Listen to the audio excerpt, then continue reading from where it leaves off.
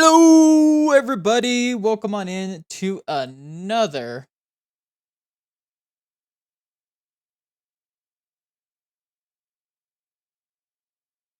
Welcome to another uh Mine Minecraft video. My welcome to another Minecraft video, guys. Welcome on in, guys, to some Forever World where we go forever, nonstop, never ends. So yeah, I got this mod here, and I got all my skins. Looky here. We got the boy, the guy, the main character of Last Survival. We've got the main villain of this entire universe. We got uh this guy. We got 222, 221, Dr. Mig, Charity, Charity, Charity. We got Mig Prime. We got 526, aka the Samurai. Admiral Mig, aka Mig 609. 225, aka Batmig, Mig Omega, 925, Pirate Mig, and then 1119. Yeah, so I could select any of them. I also got this motion capture mod, which is going to help me with a lot of lore stuff. I've been testing it out.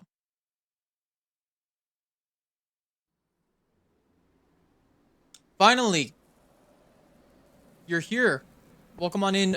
Welcome on in, Voided Muffins and Low Gangster Logan, and my brother, the bro. Finally, brother's here. He says, "I'm gonna show up to stream," then doesn't.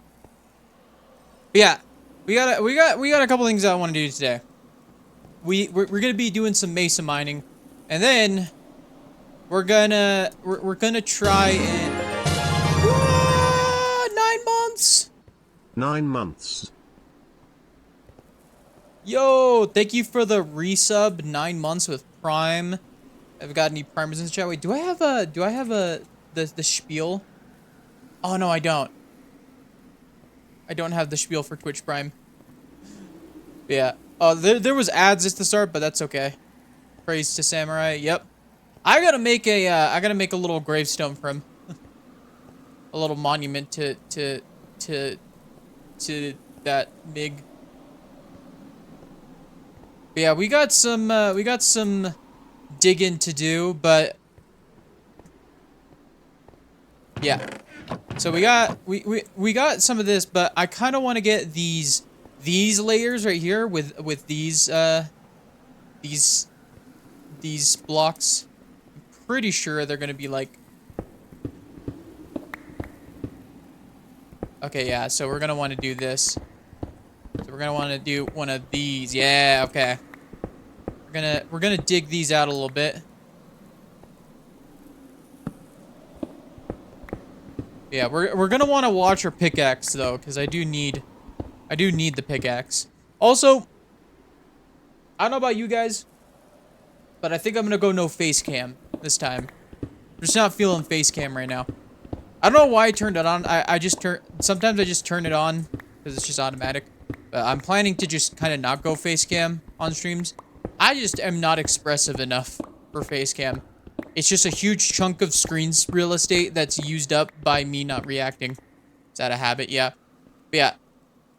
I use my Minecraft character to emote.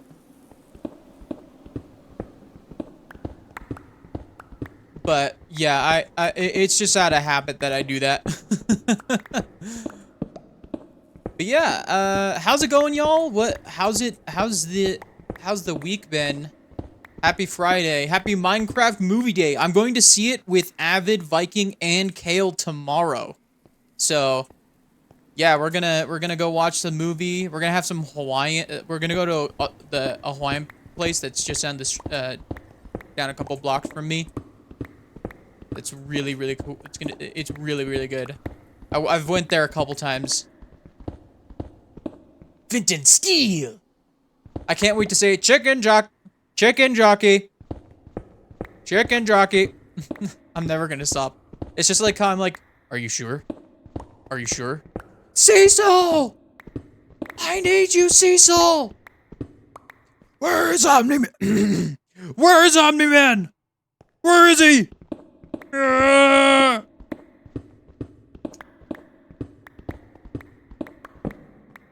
Water bucket. Release. This,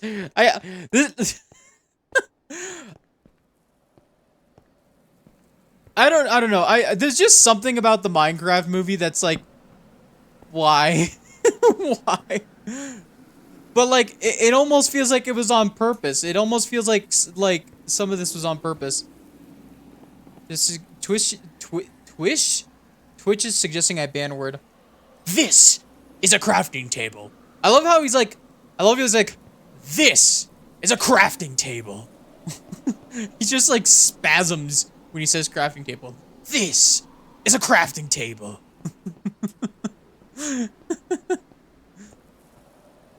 I am Steve. I am Mig. Guys, do you think they should cast me for the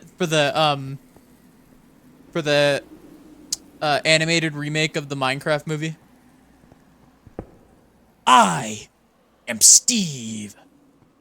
Chicken jockey. Guys, I think I have the voice acting chops for it.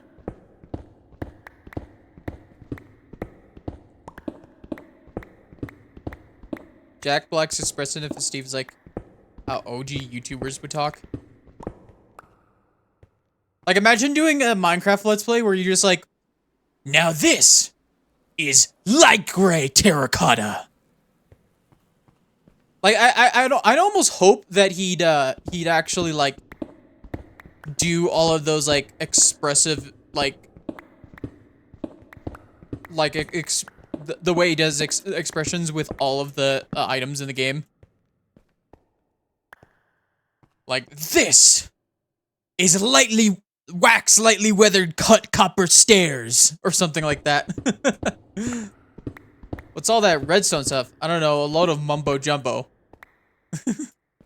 You know, it would be real. I haven't seen it yet, so no one spoil it for me. But I really hope that mumbo jumbo's in the movie, and Steve's like, man, this redstone thing is very complicated, and mumbo jumbo just pops up and it goes, it's quite simple actually. That'd be hilarious. Okay, more accurate. I'm going to build a farm. Now I'm going to build a farm.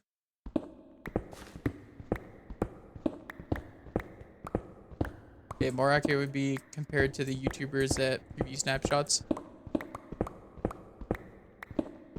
Yeah. I don't know. Maybe, but I gotta say, like, I just think it'd be really funny if if what do you call, brains not working, words are not working.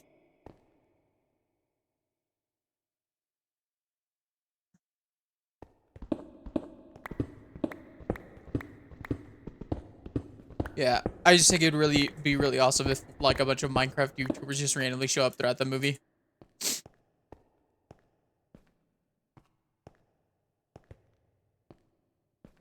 Like, the one thing I'd say is like the the one element that I'm a little disappointed that I know it's on the movie.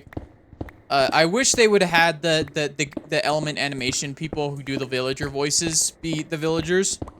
But that's not part of the game. That's just something that was done by fans that just kind of became part of like Minecraft Live stuff. Where there's Easter egg, but I've only seen one trailer, so even some of the sound bites people keep quoting are lost on me occasionally. I think Minecraft YouTubers should make appearances and then shoot up Steam. So that's how much I love Element.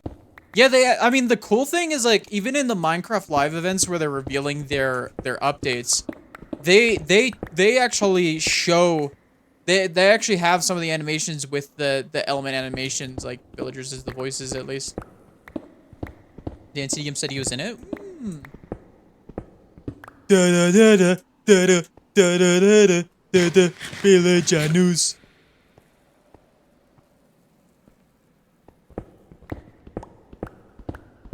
I remember there was one April Fool's update, where the villager sounds got turned into, to the Element Animation villagers, and that was, like, amazing. I only remember that because I watched an episode of Etho's Let's Play, and he was, like, working with villagers, and then, like, he cuts in the middle, and then suddenly they just sound like the Element Animation ones. That was hilarious.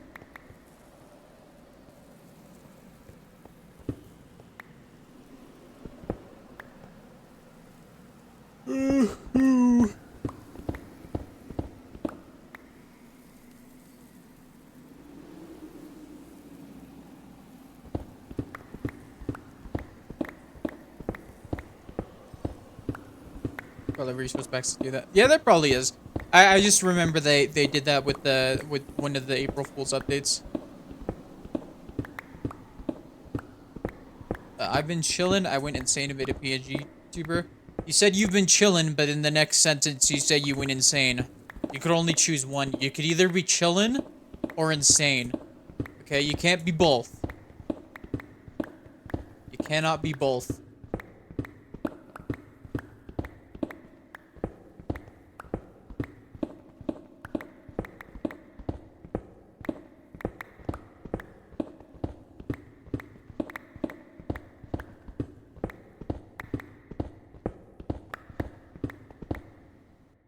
I'm gonna start recording this.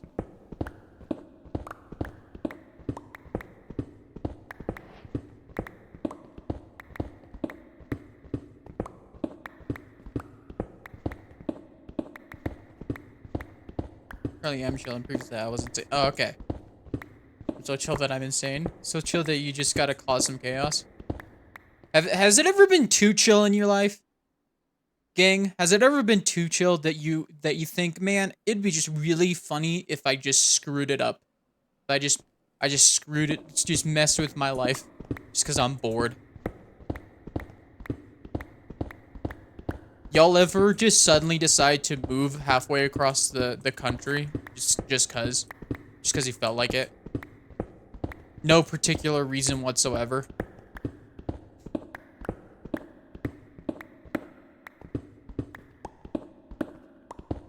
On the daily. Yeah. Sobs. Yeah. Okay. Okay, here's one thing I want to talk about. It's been on my brain all day. Nintendo announced that due to certain events happening in these great United States, they have to delay pre-orders and reassess the market. And oh man, the hype was already kind of dying because of the game prices. But man, it's bad. Like I've saved up a little bit of money already because I got my tax return back, so but I'm like really hopeful that they don't raise the prices too much.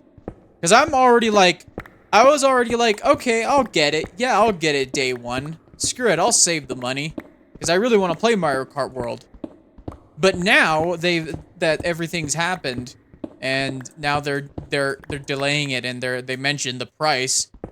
I'm just like, I'm gonna go from like, yeah, I'll get it, to on the fence, and I didn't want to be that way. I really didn't want to do that because, like, I think I could handle the price tag that they went with the Switch itself, as well as the bundle with Mario Kart World. Me tank Switch 2 is gonna tank. We just gotta hope that whatever happens, that it just becomes a 3DS situation where, cause like the 3DS was also overpriced and barely had any games to start with, and although there's definitely some games, there's not as many games. I just hope that effect happens again, because I personally would not want to see this fail to a point to where it just becomes a dead console day one. But I also don't want it to remain as bad as it is right now. Yeah. I just hope that if I get it day one and the price drops, that they do the same like ambassador program that they did. Remember with the 3DS, and then also with the Wii U, because my parents got us a Wii U, and that one failed. But you know, you got a like I think there was something that happened where you got a free game, so we got a free game out of it. So, I mean, yes, like that would be the best case scenario, because I think either way there's gonna be some. It's not gonna be great. It's gonna be like a very bad situation altogether.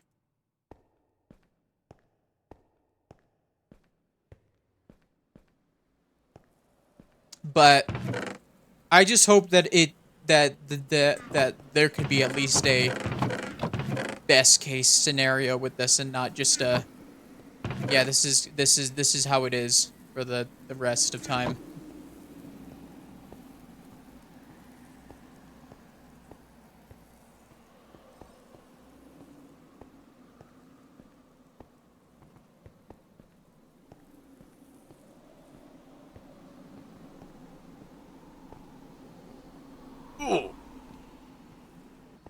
It would be not great.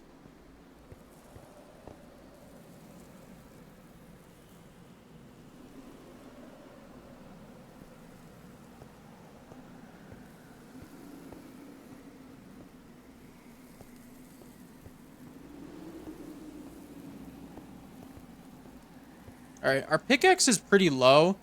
I don't think I want to mine anymore just yet. I think what we're going to want to do is just use a bunch of iron pickaxes. But to do that, I'm going to want iron. And I'm not sure, do I have a lot of iron? Did I get a lot of iron in...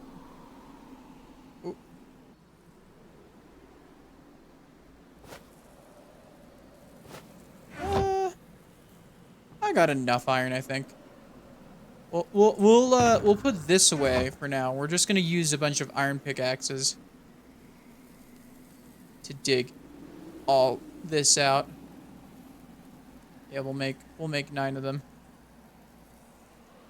Why not?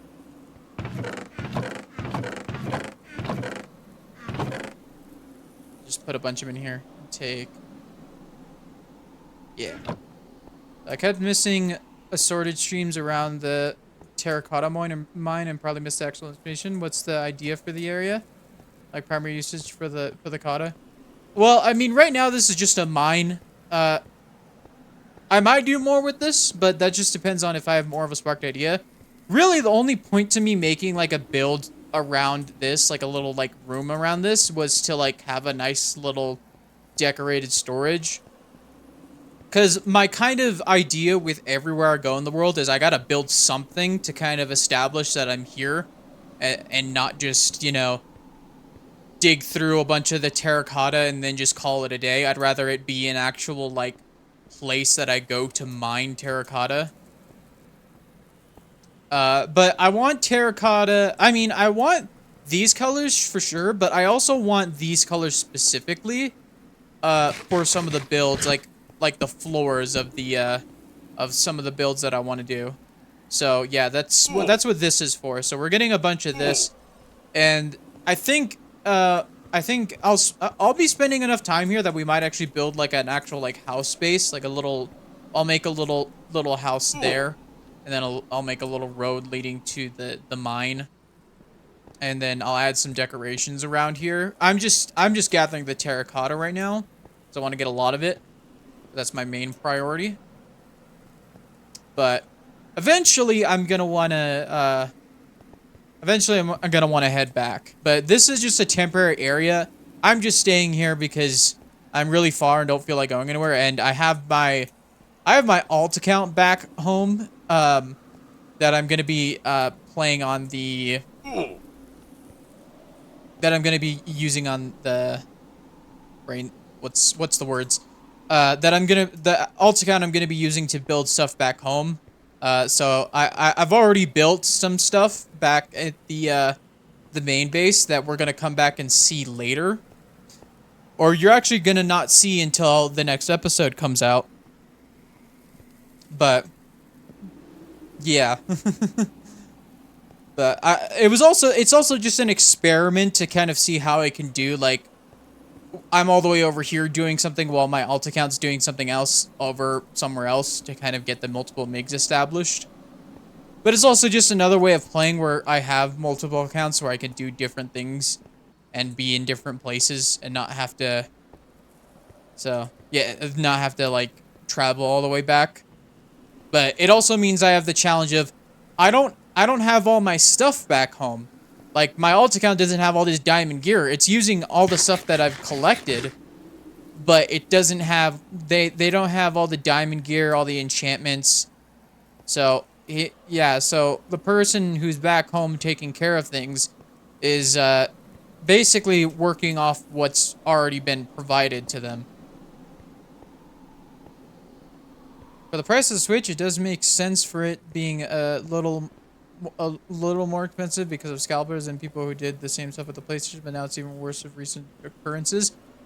See, the thing is, I think the price just, it made sense. Just purely based off the upgrades that come with it. And also the fact that, you know, it's a different time and, you know, with how inflation has been, this is pretty much exactly the price that it probably would have been either way. And it probably I don't have a brain. There's probably more that they haven't revealed to us yet that probably will make us see why it's probably that expensive. Only problem is the games. I think the price of the console itself is not the issue here. I think people don't understand that the real problem is the games. But I'm not sure yet. I still think that there's some misinformation going around. Like $80, like, that's official, so we know that's bad. But I'm seeing rumors of people saying, oh, the physical version's gonna be $90. Which, considering current events, wouldn't be too surprising. But at the same time, I'm not exactly sure if that's entirely accurate, because I haven't seen anywhere saying officially that that the game's gonna be gonna actually be $90 physically. I think people are too ignorant to realize how the economy is going. I don't think people, like, a lot of people are necessarily ignorant. I think just some people, I guess, yeah, I guess it's somewhat ignorance, but I think it's also just, people think that politics, people don't care about politics, but the problem is politics care about you no matter what. It will affect you in some way. Like, I'm not gonna go into the specifics, like, because I have a lot of opinions, but I don't think I wanna like go too deep into it. But it really is an issue of, like, just thinking that the politics won't affect our daily lives. But it can, and it will. And I feel like this is probably a wake-up call for a lot of people to really, at least for me, like, I think before I was somewhat indifferent, but, like, really mad about it, but now I'm getting to a point where it's like, it's like, it hasn't affected me super directly, but I've seen it affect people around, like, both around me and then people, you know, all over the internet. And it's starting to be very clear that, you know, there's got to be a change in, first of all, for me, I've got to look into more of it so I can be an advocate for myself and other people. Like, I got to see who is exactly going into these offices, who's exactly being voted in. Because I think at this point, you know, because people have gotten so like ignorant of how politics affect you, how politics affects life, daily life, they just kind of accept what happens. But I think some people don't realize how critical it is especially during like an election season to pay attention to who you are voting for and what their policies are. I think a lot of people have been voting for a face. They've been voting for the person or just like the big slogan that they say that they're going to do. And I don't think enough people are actually looking at what policies they're pushing and how it could affect both people around them and themselves. Because we're seeing this affect people who, let's face it, voted for this. we're seeing it affect people who voted for it. And yeah, like a lot of people are saying, "Oh, I don't feel bad for them. They voted for it." I do feel bad for them actually, because a lot of them I don't think are malicious. I think they just don't, you know, they're not well informed enough. I think that's the thing. Like, you know, the only way we can do this better is if we're well informed about what could affect, you know, us and the world. But, you know, that's just my take on it. That's just my most level-headed take on it. I have a lot more opinions that are a little bit more out there, but I think I'd rather keep this somewhat lighthearted. But the message is, you know, pay attention. Be aware of things that are happening around you. Because not only could it affect you, it could affect the people that you care about. So, yeah. Just be aware. Get educated. You know? Learn. Be smart. And sometimes it's just about making sure you're informed. If some misguided people say, at least as someone who falls under a few minor words, I do have to care. A little hurtful. Yeah, I understand. Yeah, it's especially hard when it's family. It's especially hard when it's family.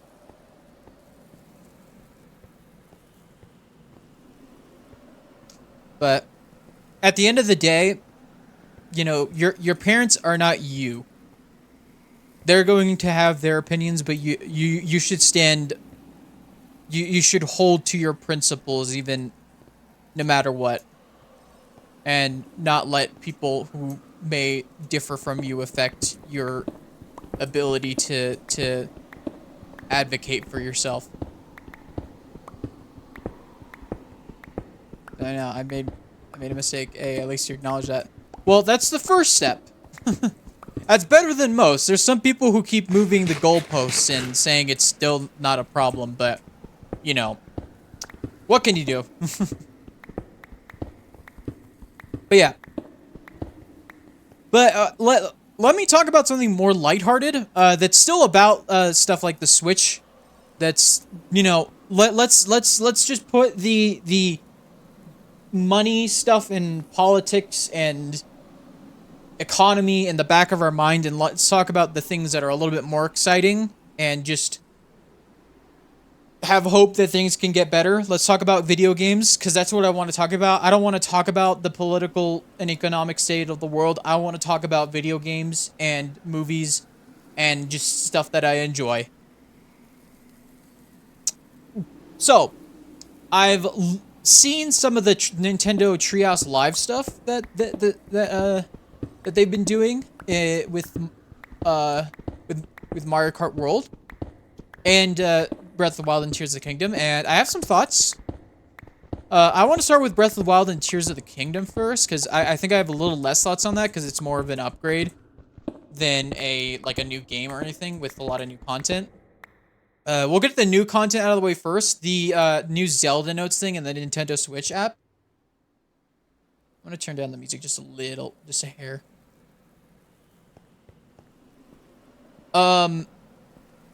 The Zelda Notes app is pretty cool. I saw someone comment, we got Google Maps in Zelda before GTA 6. There's a navigation feature and ways to track your progress which is really cool. I think it's really helpful for 100%ers to be able to track their progress. Because honestly, one of the hardest things about Breath of the Wild and Tears of the Kingdom is 100%ing the game.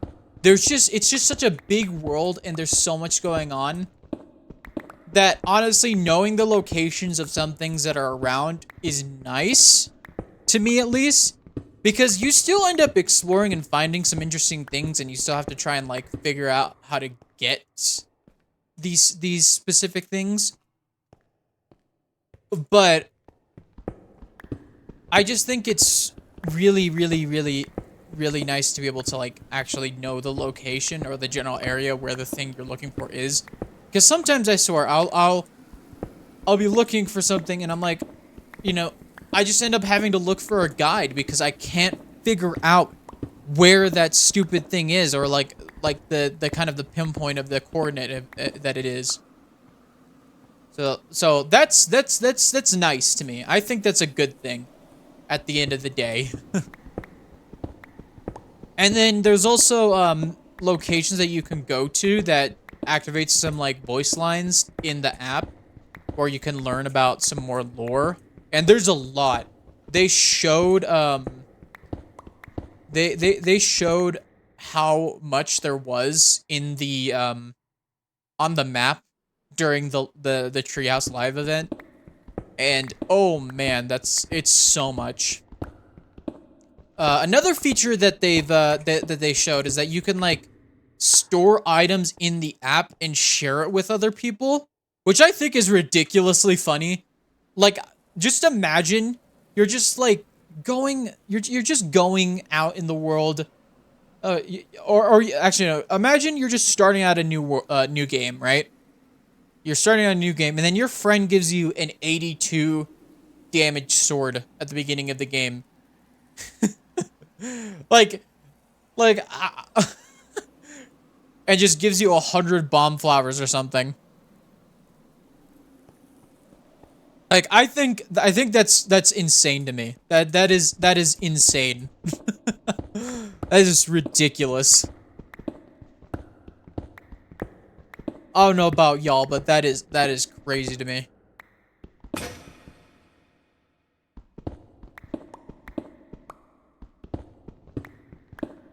But yeah, that's pretty cool. But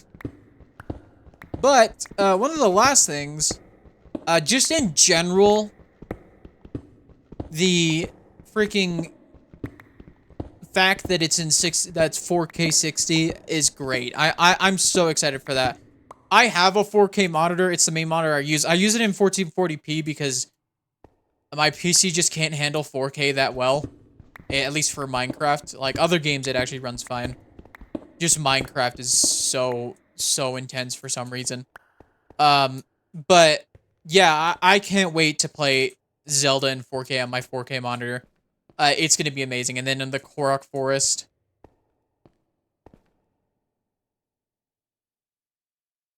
I do wonder if there's certain things that you can put, or if you can access it during your restart, or if you gotta unlock more stuff and be able to use it. Yeah, that's true.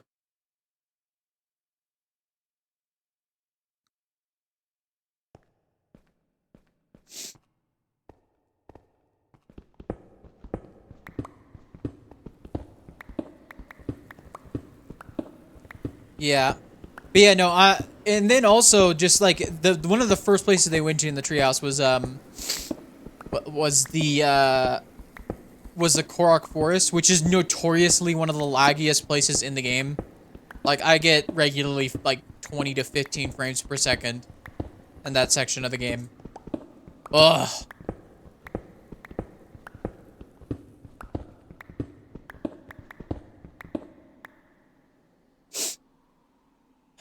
But yeah, it's just amazing, and there's some graphical upgrades. Like, it's a lot more vibrant. There's better light rays with the sun casts a way better shadow. So there's definitely some graphical upgrades. It's not like super obvious at first until you compare the two, which is really interesting to me. Which will Nintendo let us use the game? Yeah, exactly.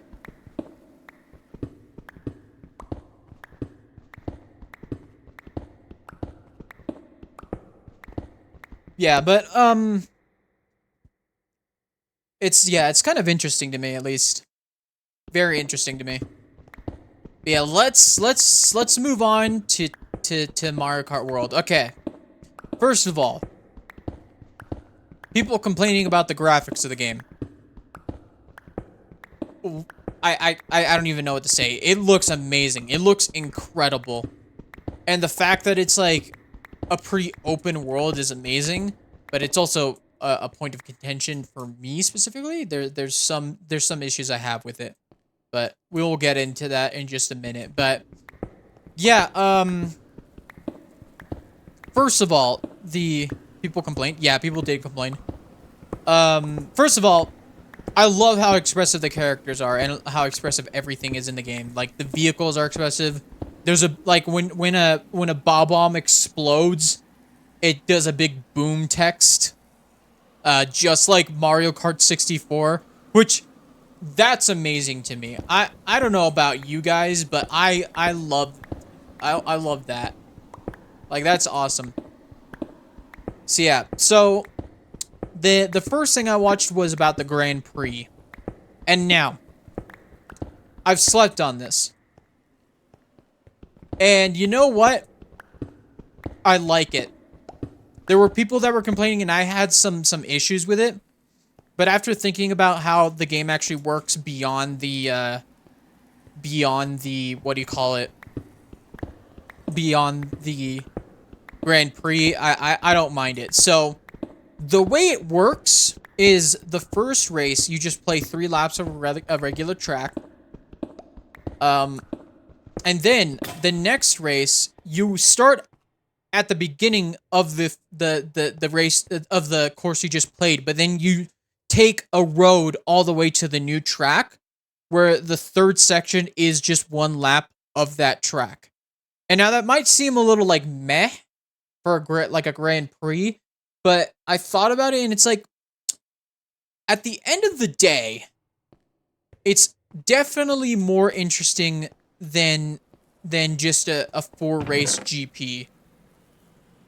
And now the reason why I say that is because at the end of the day, you can race, you could do regular races in the in like versus mode and all that stuff. But the fact that you can do you could do that is pretty awesome because it expands the game quite a bit. But I do have one issue, a little issue. The in-between sections between like the 2 tracks tend to be a lot of long, straight, somewhat boring roads. Which, you know, it's like, it's fine at the end of the day because I don't think I'm going to be playing Grand Prix that much other than to play it at the start where we're doing that so I can get like the unlockables that there are in the game through the Grand Prix. However, sorry, heavy breaths.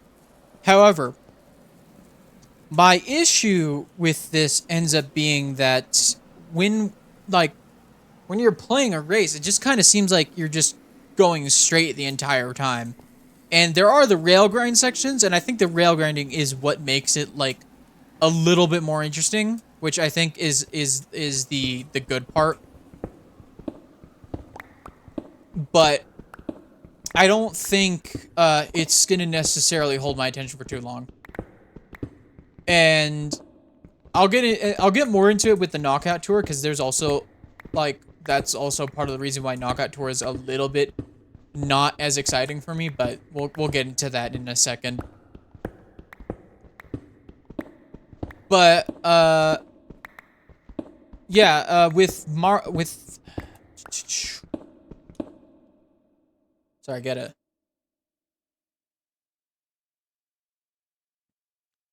With Mario Kart, with the Grand Prix, I like it. I do like that there's actually a like a proper winning ceremony rather than a montage. That's something that I didn't like about Mario Kart 8 Deluxe. So I'm glad there's actually a an actual like winnings like animation. So yeah. But yeah, the next thing they went into was the free roam mode. And it's really cool. I like that you can kind of just explore the world and do whatever. And also the nice thing is that when you're doing like an online race or like you're racing with friends, you can, instead of being just in a menu waiting for it to start, you could actually like practice the race. It's good. You're in the world while they're waiting, so you could like practice your tricks and stuff and just do a bunch of stuff. But yeah, beyond that, the free roam mode is interesting to me.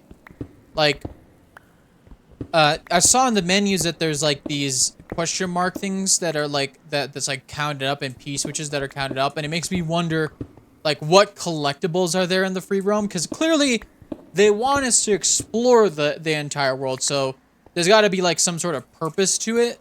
Oh, I gotta pay attention to the light level.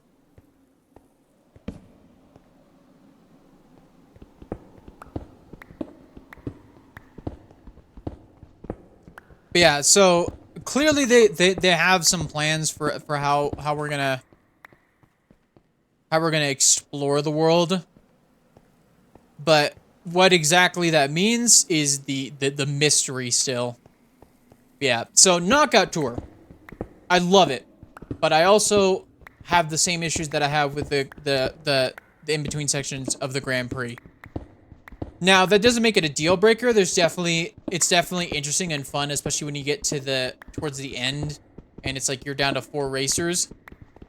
It's really, really cool because the knockout mode on Mario Kart Wii, the modern Mario Kart Wii mode is so much fun because it just makes it more intense because like, okay, you gotta get a certain position, otherwise you're out of the race, the consideration.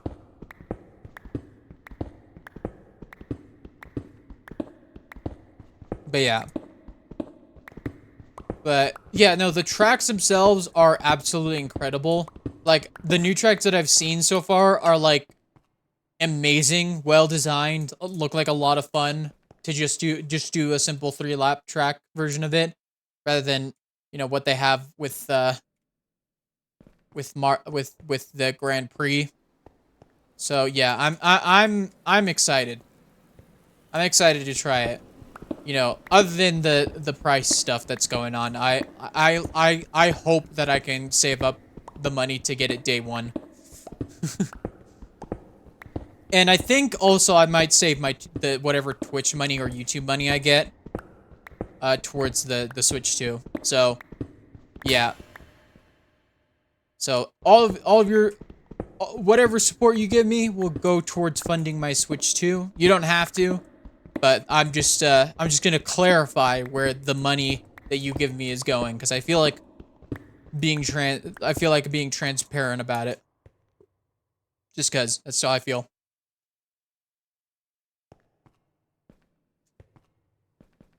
But yeah, any of you guys have opinions on how on Mario Kart World so far? Anything you're excited for? Anything that you're worried about?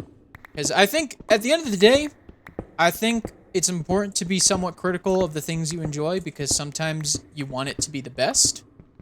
And maybe you just have a point of contention that you need to bring out that's maybe in your mind. It's okay to be critical of things you like. I think some people forget that. You don't have to be like 100% like, yes, I want, like, this is the best thing ever, and anyone who says otherwise is a meanie. To me, I think, you know, taking a critical look at something helps, you know, understand what exactly makes it good. I think with the Grand Prix, I hope that the way the tracks are made, it won't get boring. Yeah, I just hope that the in-between sections for like other parts of the world, like, it gets more interesting. Like, obviously, it was the Mushroom Cup. It's not necessarily gonna be the like pinnacle of track design. It's gonna be simple, you know. It's to accommodate for to get you to get you eased in, basically. Like eased into to the game, get used to the controls and the mechanics, and then as you go, like the nice thing about the railings is like there seems to be ways of platforming with it. So like I feel like straightaways can be more interesting when you have the railings because it's like, okay, this railing ends, you could jump to this railing to continue, but if you don't, you just end up on this straight road. Maybe you hit an obstacle, you know. And it seems like there's enemies along the path, so like even if you're in first place, you're not totally safe because enemies might cause you to have trouble. So that's one way that they're doing it, which is really cool. I like that they're finding different ways of keeping the races interesting.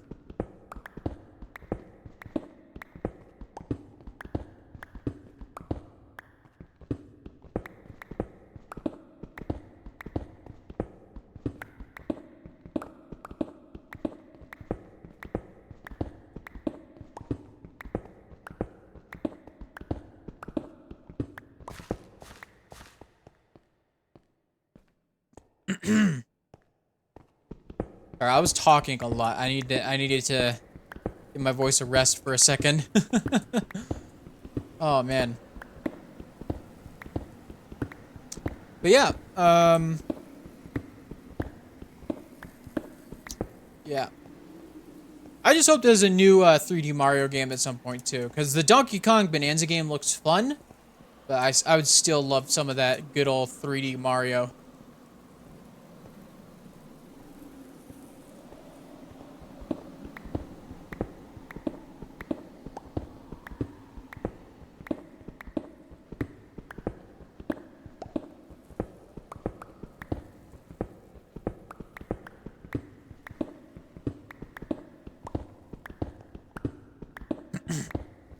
Yeah, oh, other than that, the world download for SBK came out. I'm gonna leave a link to the SBK Discord, or actually the link tree. Wait, that's...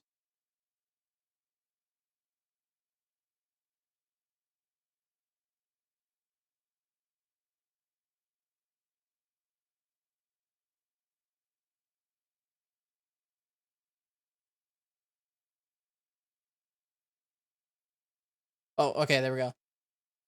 If you take a look at this link tree here, you join the SBK Discord, you can check out the world download. You do need a few mods, and it's only on Java, unfortunately. We haven't figured. I don't assume we will get a Bedrock version. I can't say if we will. I actually don't know how that works, so I can't really say what's going on there.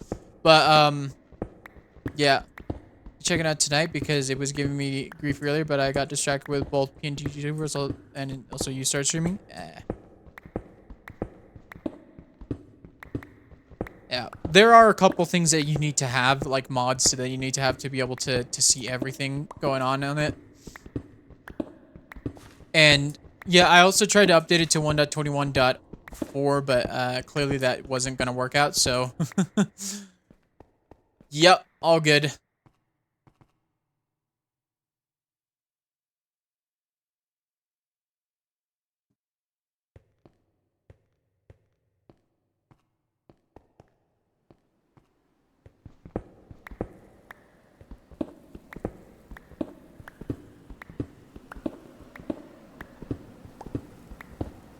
I don't want to do that just yet. Okay. Yeah, I was being lazy and didn't feel like figuring all that out. Fair enough. I would suggest a launcher that Kale actually showed me about that I used right now is the Modrinth loader. You could basically easily search up the mods and just load it onto a profile. And it actually allows you to update the mods. Like it will like tell you if it has an update, and you could just automatically like quickly update it. which is really, really nice. So yeah, I've been using that. I'm working on a 1.21.5 version for Last Survival. Thank you for the lurk. Thank you for coming by. I was I'm working on one, but unfortunately not all the mods have been updated, and I have some very important, like, essential mods that I need that aren't updated, like Mini HUD, Lightmatica, Flashback as well. My Zoom mod, I don't think, although it might be. I'm not sure if I've installed it yet.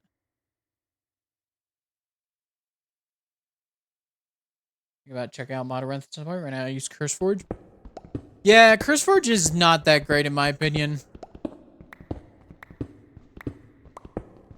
In general, because I think more people are using Modarenth to update their mods. I find that a lot of the times I have trouble finding newer versions within the CurseForge library of mods, but yeah.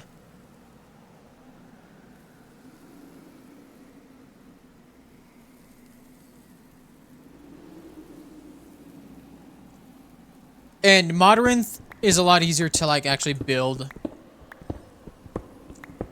a lot of the mods, or build like a mod pack with. Although Modarenth is missing quite a few mods, so there's some mod packs that just don't work right out of the gate, and you have to install them with CurseForge, because there's still some people that exclusively use CurseForge, which is kind of annoying, but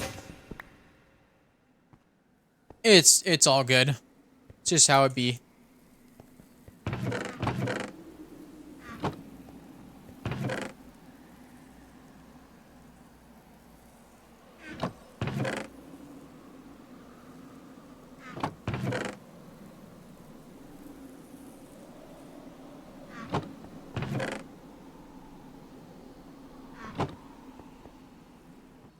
Yeah, we've expanded this quite a bit. Can we get this guy? Oh, come on. Yeah, there we go.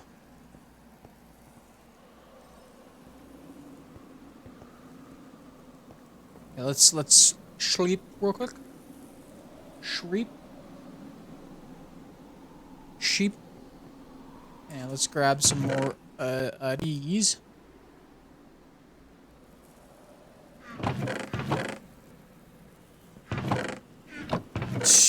And then I'll put away the iron here.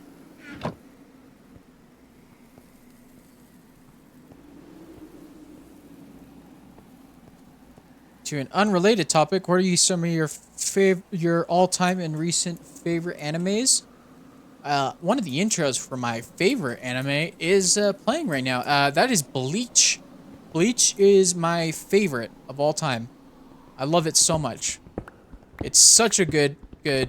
I mean, the anime.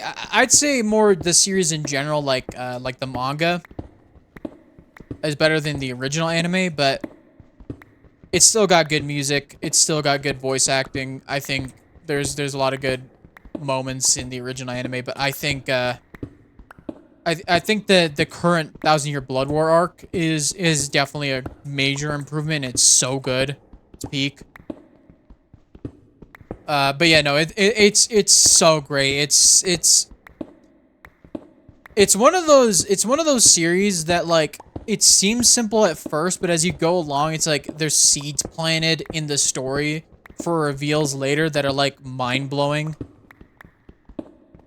Like, there's just stuff about the story that just... I like Bleach. I've tried watching it 3 times, and every time I fall around season 6. Yeah, that's because you're watching the filler. The filler is awful. Like, there's some good filler, but, like the one you're on, the Bount arc, terrible. I just skipped it. I just skipped it because it doesn't have any major impact on the story at large. So you're not going to be really missing anything if you don't watch it. Like, there's like a few moments that it gets referenced, but it's not enough for me to go, oh, I should watch this. Like, and that's why I ended up reading the manga instead. And I know a few websites that you could just read it, but that's why I read the manga instead, because it just holds my interest a lot longer, and there's less filler. Some of the characters are better, like, in the manga. Specifically like Orihime. I think she's a lot better in the manga, because I think a lot of her motivations make more sense, and it's... I just feel like they didn't understand her character enough in the anime. I'll find favorite series in Origami. I've never read that. Speaking of my other favorite anime of all time, JoJo, freaking JoJo.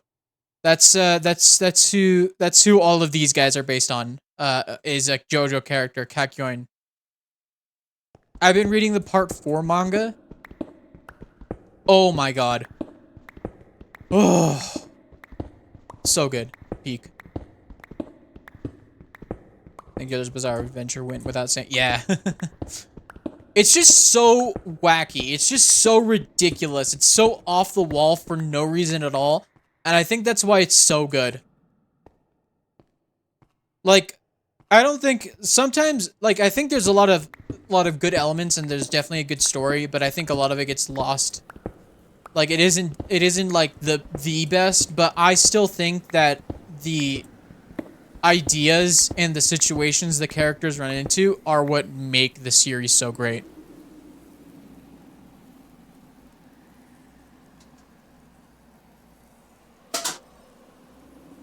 Alright, hold on. I'm gonna grab myself.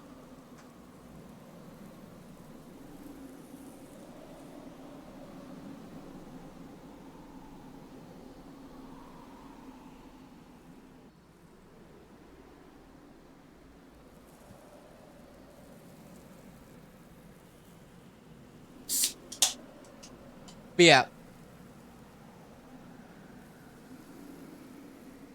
Now, to talk about a series that I recently got into.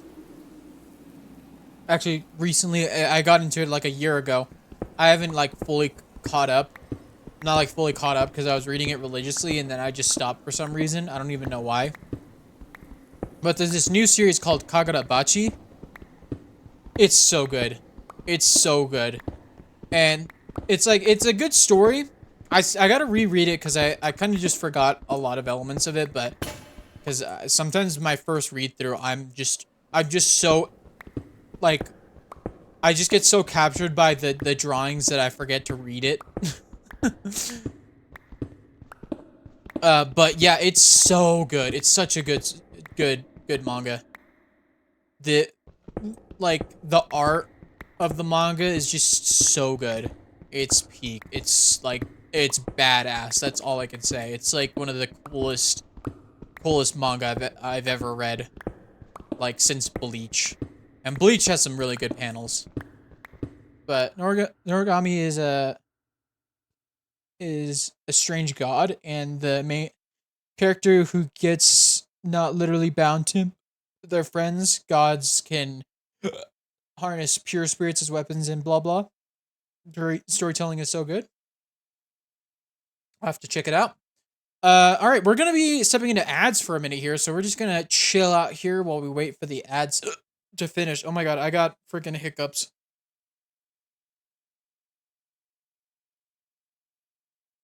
Oh man.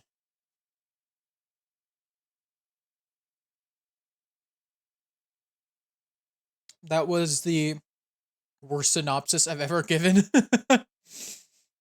Yeah, I don't think what I said about Bleach or JoJo's Bizarre Adventure, it captures it nearly as well as just reading it. Like, I could go into detail about Bleach, but the thing about Bleach is the story evolves in such a crazy way that it's hard to explain what exactly it is. Because it has a very simple concept at first, but then it just goes into a completely different territory afterwards. Like after the first arc, the world expands like crazy. You meet all these new characters, go into these new worlds, learn a bunch of these new concepts about how the world works and how the power systems work. And even after that second arc, it's not even the end of it. There's even more stuff going on. That's finally it. Dang it. I guess I'll explain that again once the ads end. But yeah, no. Change the topic real quick.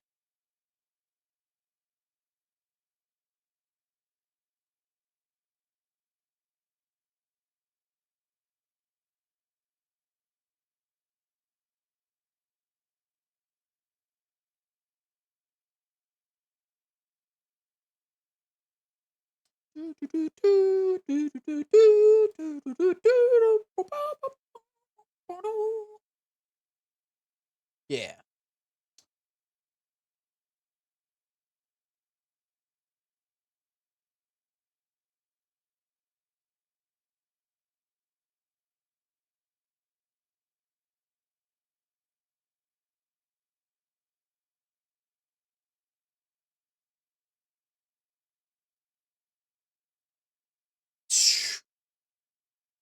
All right. But yeah. Let's see. What other ones? The anime that I want to see. The one of the anime I want to see for the next for a manga that I've read a bit of is Sakamoto Days. Sakamoto Days is pretty cool.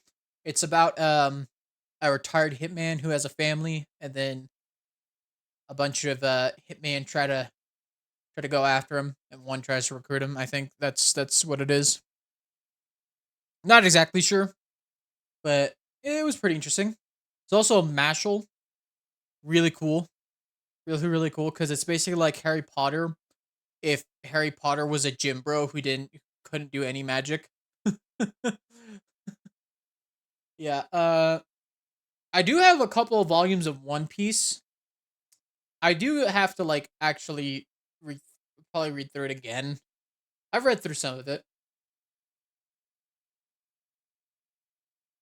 But yeah, I think I've read through the first arc of One Piece. I gotta give myself a recap. Yeah, Chainsaw Man is really good too. Jujutsu Kaisen. Although I'm gonna be honest, the ending is kind of terrible of Jujutsu Kaisen. Like I've read all the way to the end, and it's ending is a little rough. I don't know how I feel about it. I gotta read it again to know how I feel about it.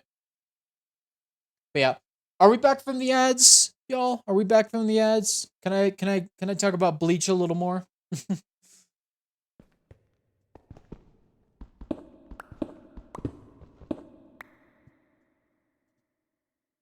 Return. Welcome back. Yeah. But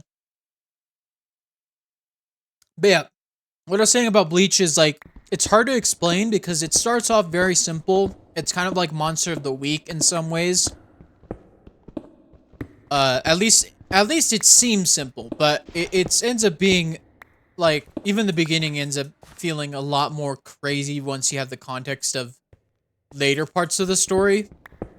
Um, but like it's very simple in the first arc, and it you can't really describe the first arc as the encompassing of Bleach because it's such a small section of the story compared to the rest of what goes on. Because after the first arc, you get into the second arc, and then you just get introduced to a bunch of these new characters, a big whole crew of characters, and you can't even process like what's going on. You know, you're like, oh my god, there's so many characters, I want to see all of them. And it's like they got such unique designs and everything, and it's like they got such cool attributes, you know. But like you learn so much about this new world. You go into different worlds. You learn a lot about the power systems, you know, and you know how little the main character actually knows, and he has to like learn more stuff.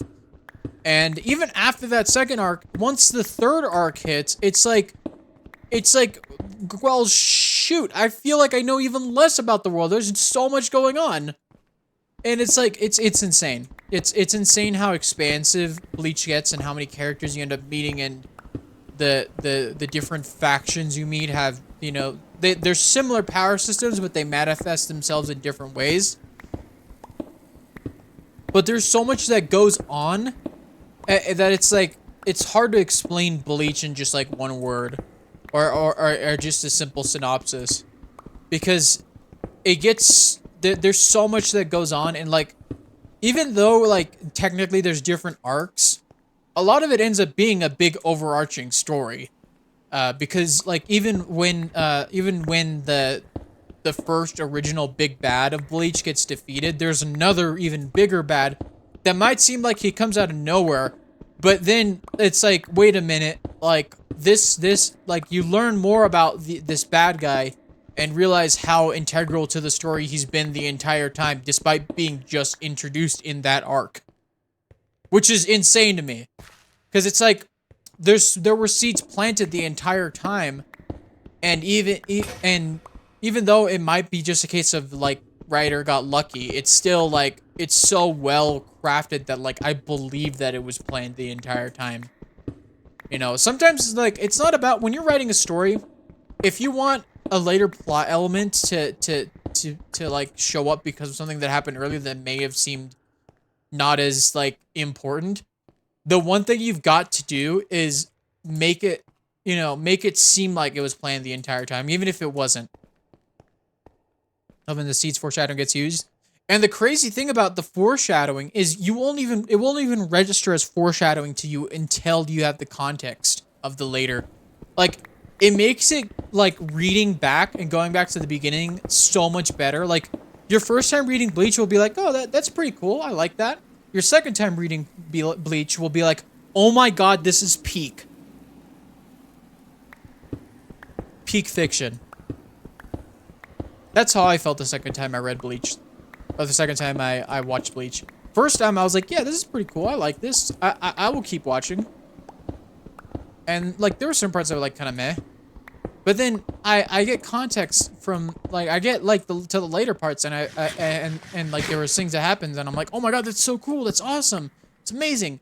And then it makes me go back and read it again, and I'm like, oh my god, this is the best thing ever.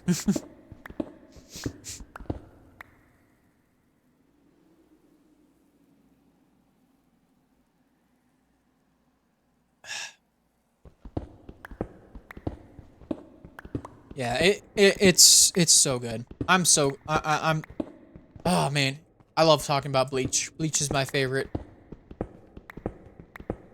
Like JoJo is funny to me, and I love reading it, love watching it. But Bleach is like my favorite. And a lot of people like dog on it, and I know a lot of people haven't watched it, and people watch One Piece, and I'm like, me personally, I can't get into One Piece. It's just not my thing. Naruto neither. Just wasn't my thing. Bleach though, absolutely my thing. Like honestly, One Piece wasn't too bad, the parts that I've read. But it's too much of a time commitment. Paranormal book is called The Starless Seeds, urban fantasy, and I guess romance. There's a lot of seeds planted. You realize are seeds until around 3 pages in, and even then you don't know what they actually mean yet. Very satisfying strings getting tied together. Sounds really cool. Yeah. I'm gonna be honest, I'm not really that into normal books. Just because my ADHD doesn't allow me to read a full page of just straight text without getting super distracted, forgetting my place, and then ultimately just giving up because I can't stay focused on it enough. It's just a flaw of mine. It's not the fault of the book, it's just the fault of my brain being dumb. Better Noragami's synopsis. The god is trying to make a name for himself. He's very desperate to be acknowledged by both the main gods and by humans. The main character tries to help him, and then continuing issues including classism in the heavens, kinda, and then BBG. I don't know what BBG means. Who's creating like monsters they're fighting. I'm gonna be honest. I was following until the very end because I have no idea what you're trying to say.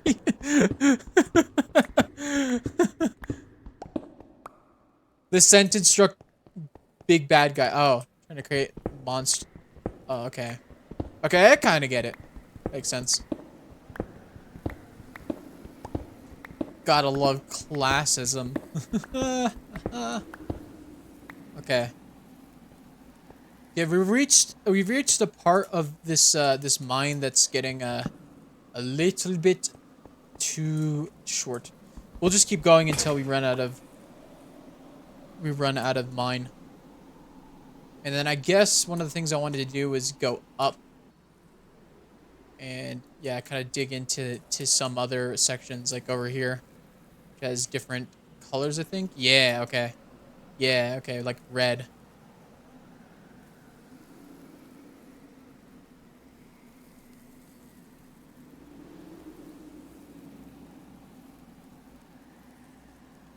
Oh, it is broke.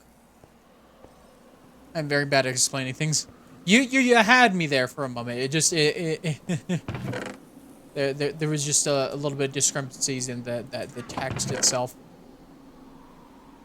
But yeah, no, but yeah, no, I'm just, I just like pictures. I just need pictures.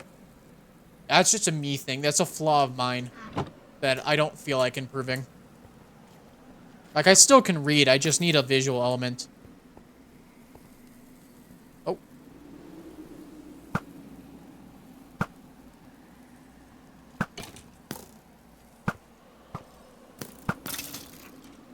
Damn, these guys strafe like crazy. Another way I could finish books is if I can lock in and finish it in 1 or 2 sittings max. I read really fast. A 500-page book takes like 3-ish hours. Yeah, it's like the thing is if I read fast, I will forget the information so much quicker.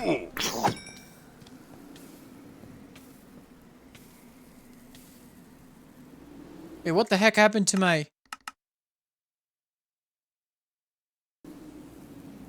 What happened to the sounds there?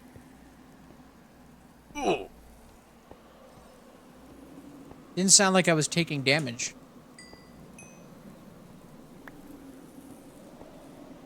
Helps, I have aphantasia, so like the movie that plays in your head, people keep hyping up has no part. That stuff just inked to me.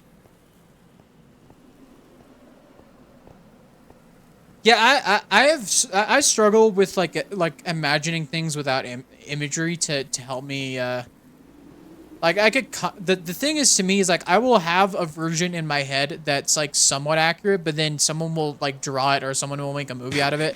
And I'm like, this is not at all what I was thinking in my head while reading this. Like, this is the opposite of what I was thinking. Fantasia, I have no visual imagination. Yeah, that makes sense. Yeah, my problem is my imagination just adds details that are not on the page that ends up confusing the entire plot line in my own brain. So I end up, when I'm reading a book, I always had this problem in school where like information that isn't in the book will just get put into my memory because that's what I imagined. And then I will get parts of the book wrong because I imagined something completely wrong.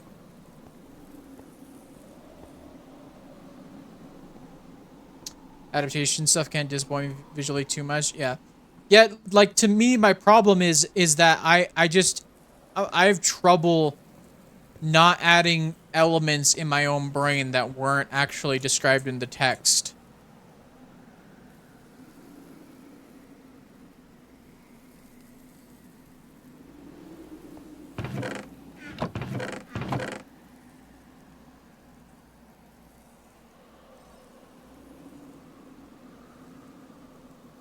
Okay.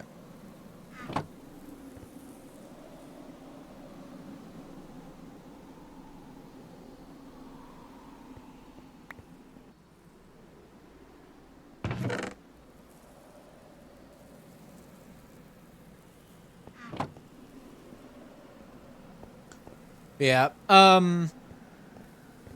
Yeah, that's why I enjoy movies.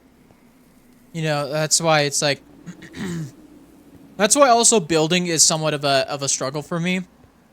But like that's why I use like that's why I measure stuff out, I do math, and then I just kind of use what exactly I've seen before. Like that's why I take elements from builds that I've seen before so that I can actually that can make it look good cuz at the end of the day for me art is so hard for me because visualizing things I just don't visualize them correctly. It just becomes it's just the information doesn't present itself correctly in my head or like accurately at all. So, yeah, it's a little annoying, but you know, it's just how life is sometimes. It just does that's just how brains are sometimes. They just do things that are just dumb and not correct.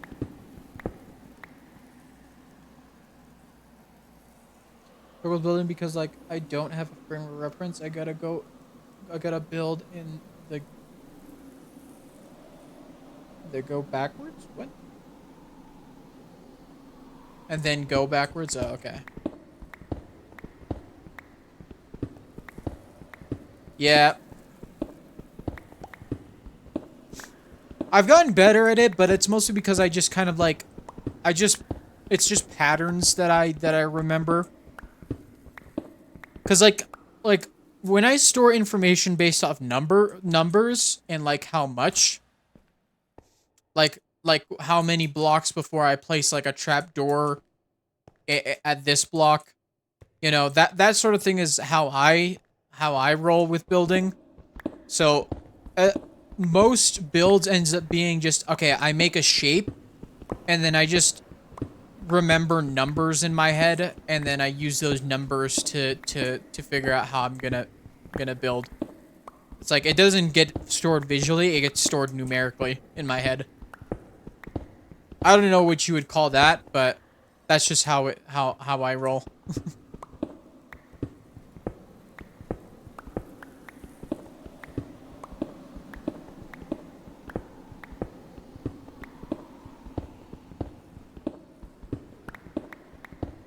Yeah, we've reached kind of the end here and it's hmm.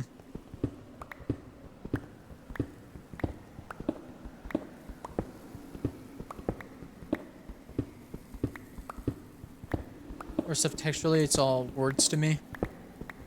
Yeah.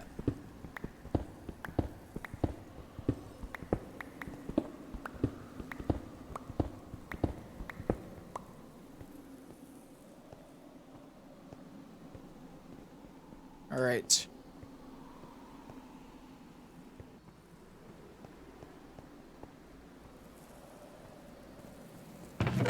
Just this way real quick.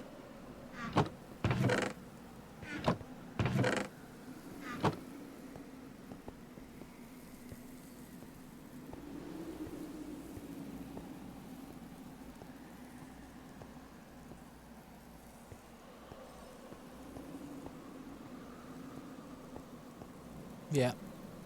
But at the end of the day, that's why I read manga and comics. Because I like looking at art, but I don't like reading about art.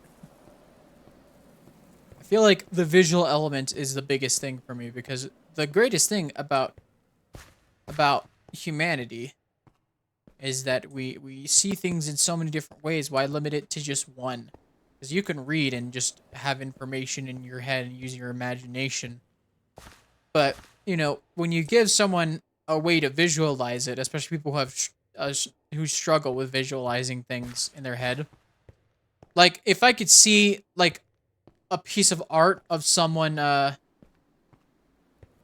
if you see if I see a piece of art depicting someone swinging a sword, I can imagine the sword swinging in my head based off that art. It's a reference for my brain. You know, it's like if it's like generative AI but good because it's, you know, an actual human person imagining it and creating it, you know. Do you collect any manga or comics, or just read digitally? I collect. I collect quite a bit. I think I have over $1,000 worth of manga so far. I started a collection in like 2022, I think. Like mid 2022, I started collecting manga, and I've built it up to where there's over $1,000. I have the full Bleach manga. I think I'm almost up to date with Jujutsu Kaisen and Chainsaw Man. I have a couple that are like incomplete, and I only just grabbed a couple. Uh, I have all of Kagurabachi that's been released in the U.S. so far. I've got the full collection of the first 3 volumes of JoJo's Bizarre Adventure. I'm still big mood on the expense. Yeah, I was thinking about selling some of this manga because there's just some that I don't read, and I don't feel like reading. Like I got the first volume of Black Clover, and I really didn't care for it. So yeah, like I read through the whole thing, so like I got my money's worth out of it. But I don't feel like investing more into Black Clover. I do read stuff digitally from time to time, especially when like new chapters release for a series like Chainsaw Man or what do you call it? Um Kagurabachi. Because they don't instantly release on paper. So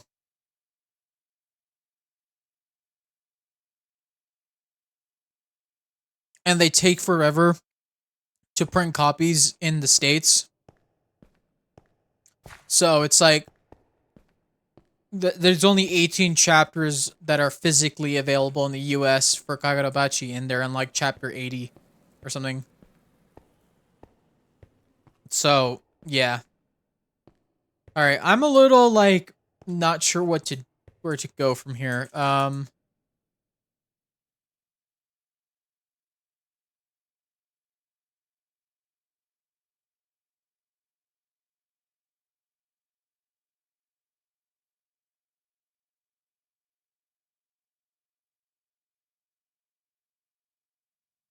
Under okay, I'm gonna dig up from here.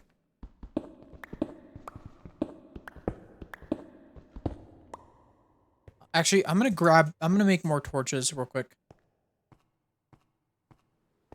The average volume is like $1,350, so like 20 volumes that being $260. So I have around 1,000 some invested. Yeah. Um, I mean, actually like most regular volumes I've seen are around like $10. Like on Amazon, they're usually discounted. They're marked down quite a bit.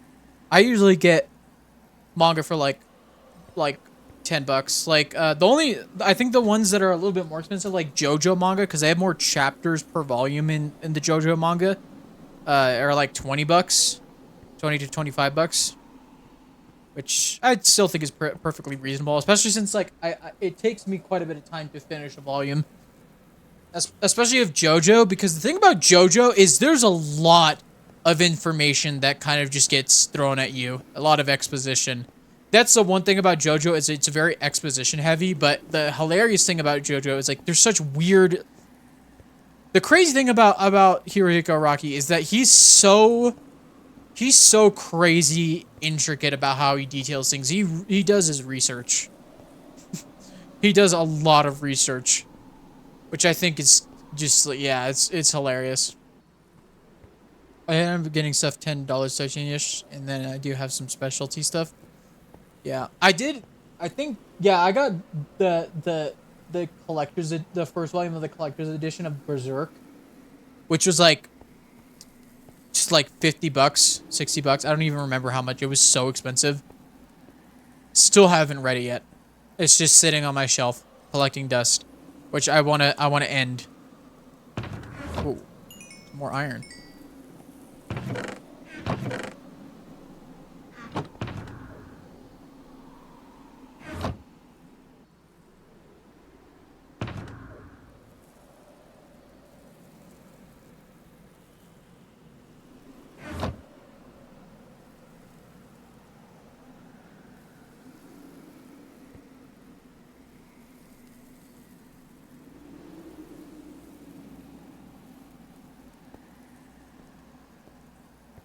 When I first moved in with some buddies years ago, we collectively filled four 6-foot shelves. We split up and moved out from each other. 2 shelves worth were mine. I was insane when I had disposable income. Yeah, I used to collect quite a bit, but I've gotten a lot more responsibilities. Uh, I have my own place. I pay rent. I have bills, internet, phone, everything. So it's a bit of a struggle, but I do occasionally get myself some manga still. I don't get collect nearly the volume that I used to, especially when I lived near when there was a Barnes and Noble near me. Oh my god, I was insane with the Barnes and Noble. It's orange.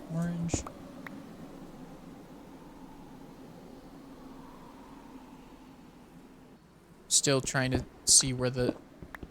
I just want to get the red terracotta.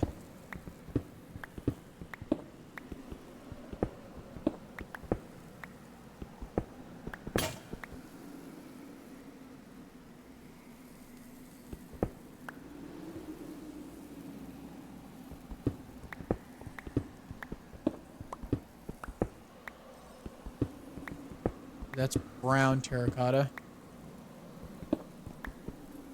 Where's the red terracotta?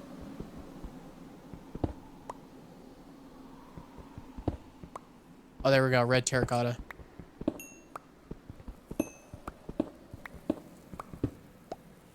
Okay, where am I?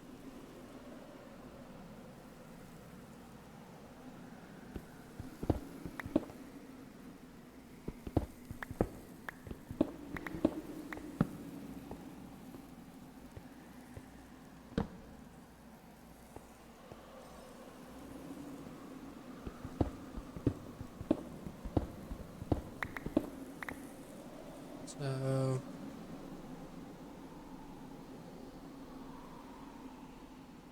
I'll do 4, 2, 5.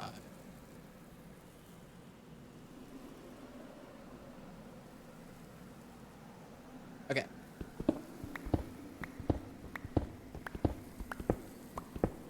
My roomies, I would make rounds at 2NC and Barnes & Noble once a month, and you just spend around $100 roughly each. So we bled both dry of, whoa. So we bled both dry of what we were actively collecting. Yeah, that makes sense.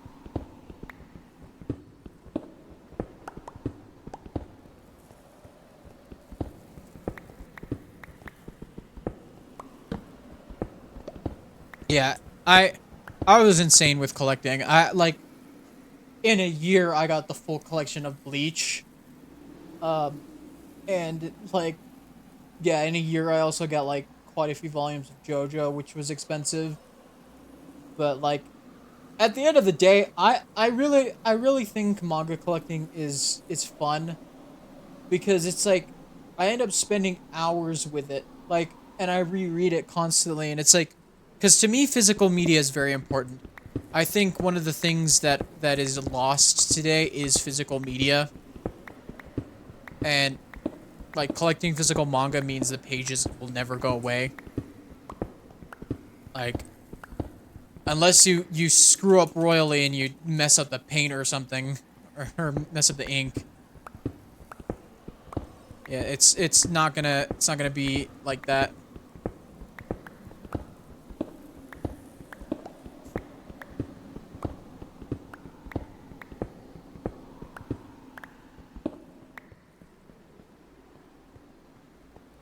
But yeah. The art, yeah. Like, I also want to start collecting, like, American comics, too. Like, some DC stuff and Marvel stuff. As well as other stuff like, like, I want to read the Walking Dead comics. I was thinking about, what do you call it? Invincible. But at the end of the day, to me, Invincible it has been better as a show than as a comic from what I've seen. In a lot of ways, at least story-wise. Like, characters are a lot better fleshed out than they are in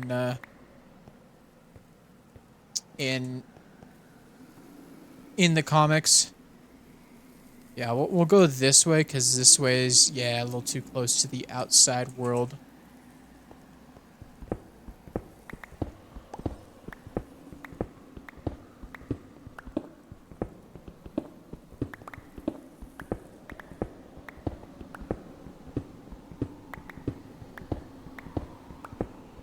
Read digital stuff first, because free, I usually catch up on a full series and decide whether or not I want to buy it on my shelf.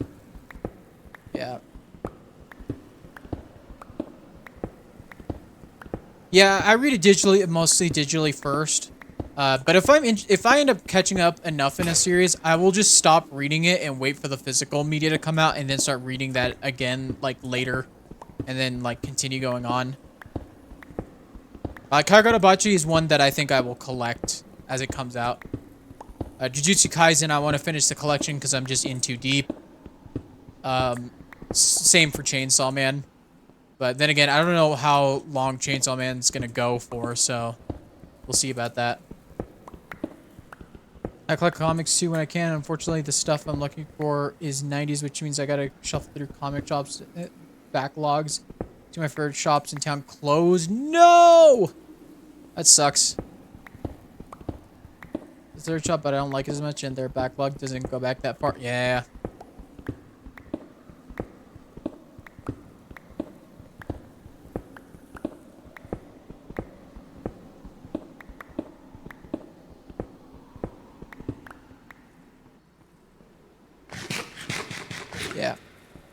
Yeah, with manga, I just get it on Amazon just because it's easier.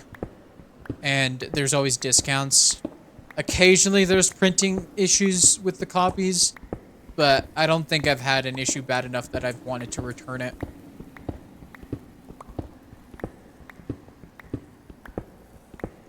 Speaking of a manga that I want to read, because I watched the anime, I kind of liked it, is Dandadan, the song that you're hearing right now. Let's turn it up a little bit.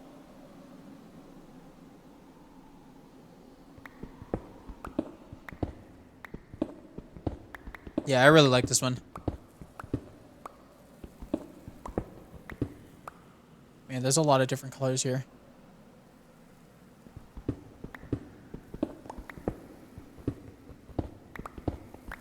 Yeah, you know, this red terracotta is really good. It's one of the ones I wanted to get.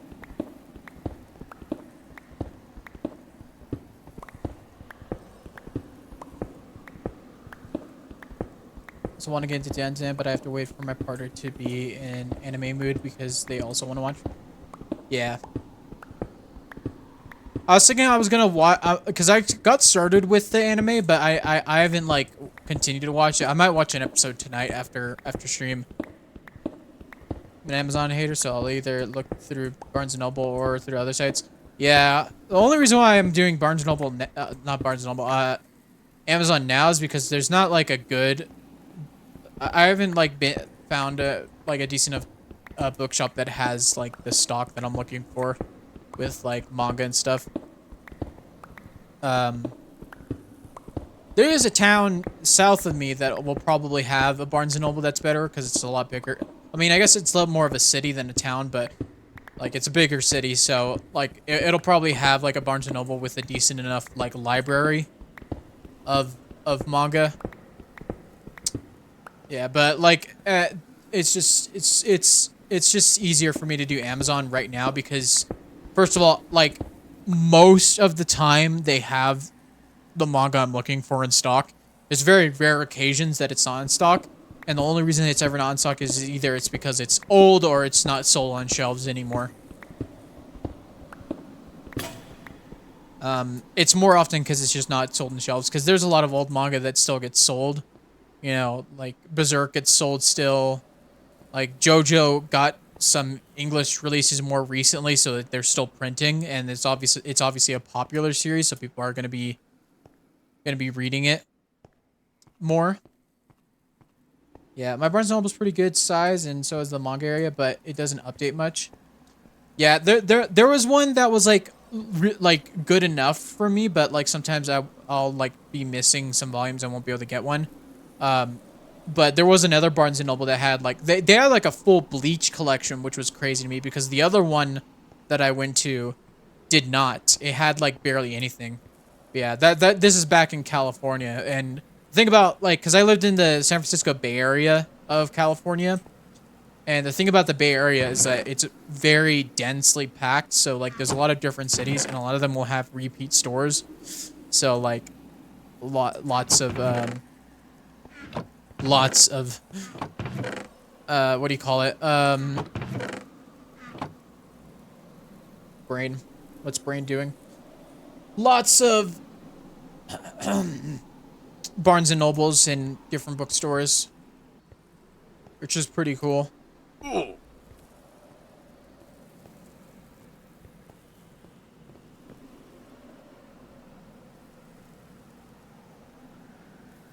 Buddies would occasionally drive down to the 2NC, which is like an hour-ish south of me, and its selection was huge. Yeah. What's 2NC again? I feel like I recognize it, but I can't remember the name of it, like the full name. Second and Charles. I don't think there was a Second and Charles around me. Let's see, Second and Charles. The nearest one.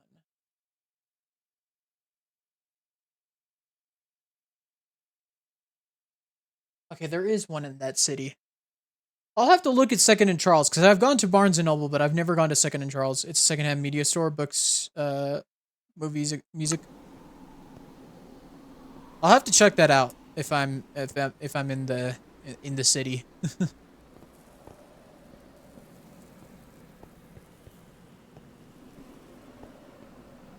I gotta grab my pickaxes.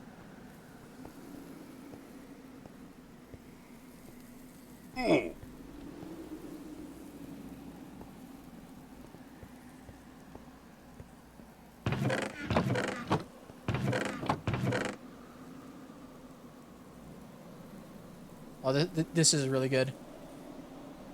You guys gotta listen to this. This is from Bleach. Yeah. But yeah, no, collecting mangas is definitely a fun thing, but it is an expensive hobby. Bleach OST always goes hard. Yeah. Yeah. I'd say you gotta reattempt Bleach and skip the filler.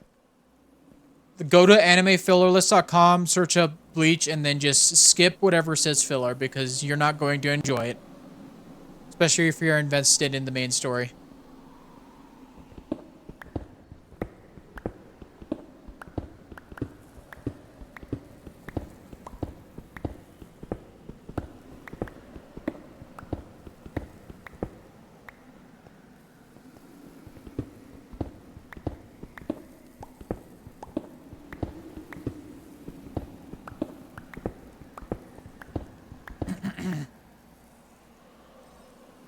But yeah. All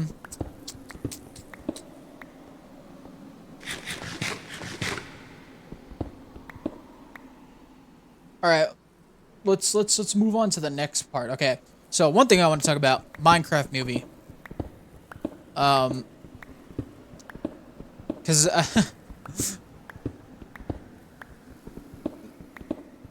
I don't know. I think it's just insane that we're here.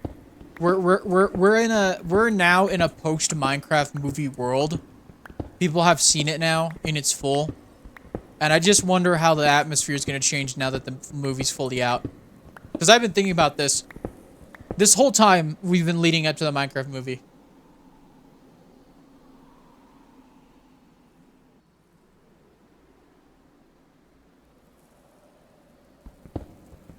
We've been talking about how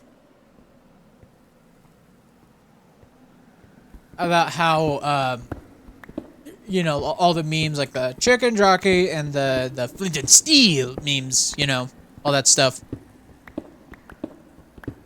But it's like it's one of those things where it's like now that it's here, it's like okay, what does this all mean? What is the final product of this? What is the meaning of life?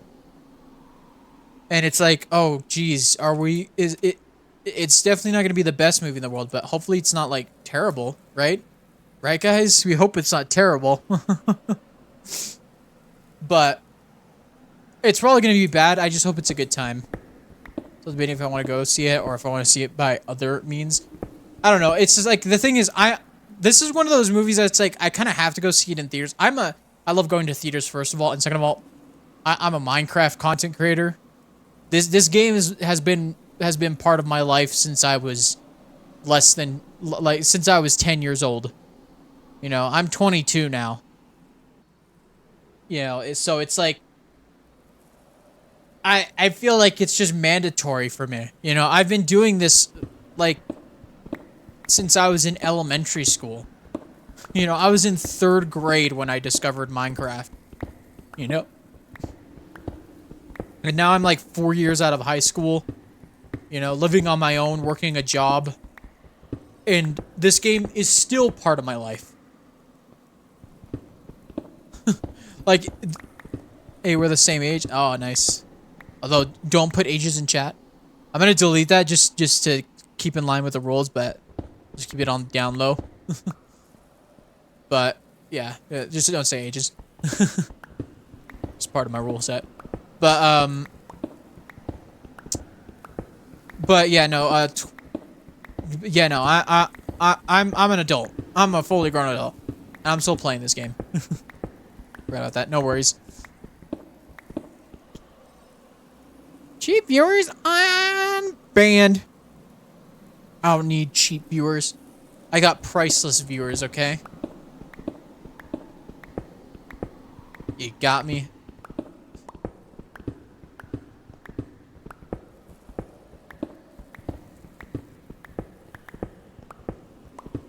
So you mentioned rules, a bot shows up. It's like it was listening. It's like it was listening in on our conversation here.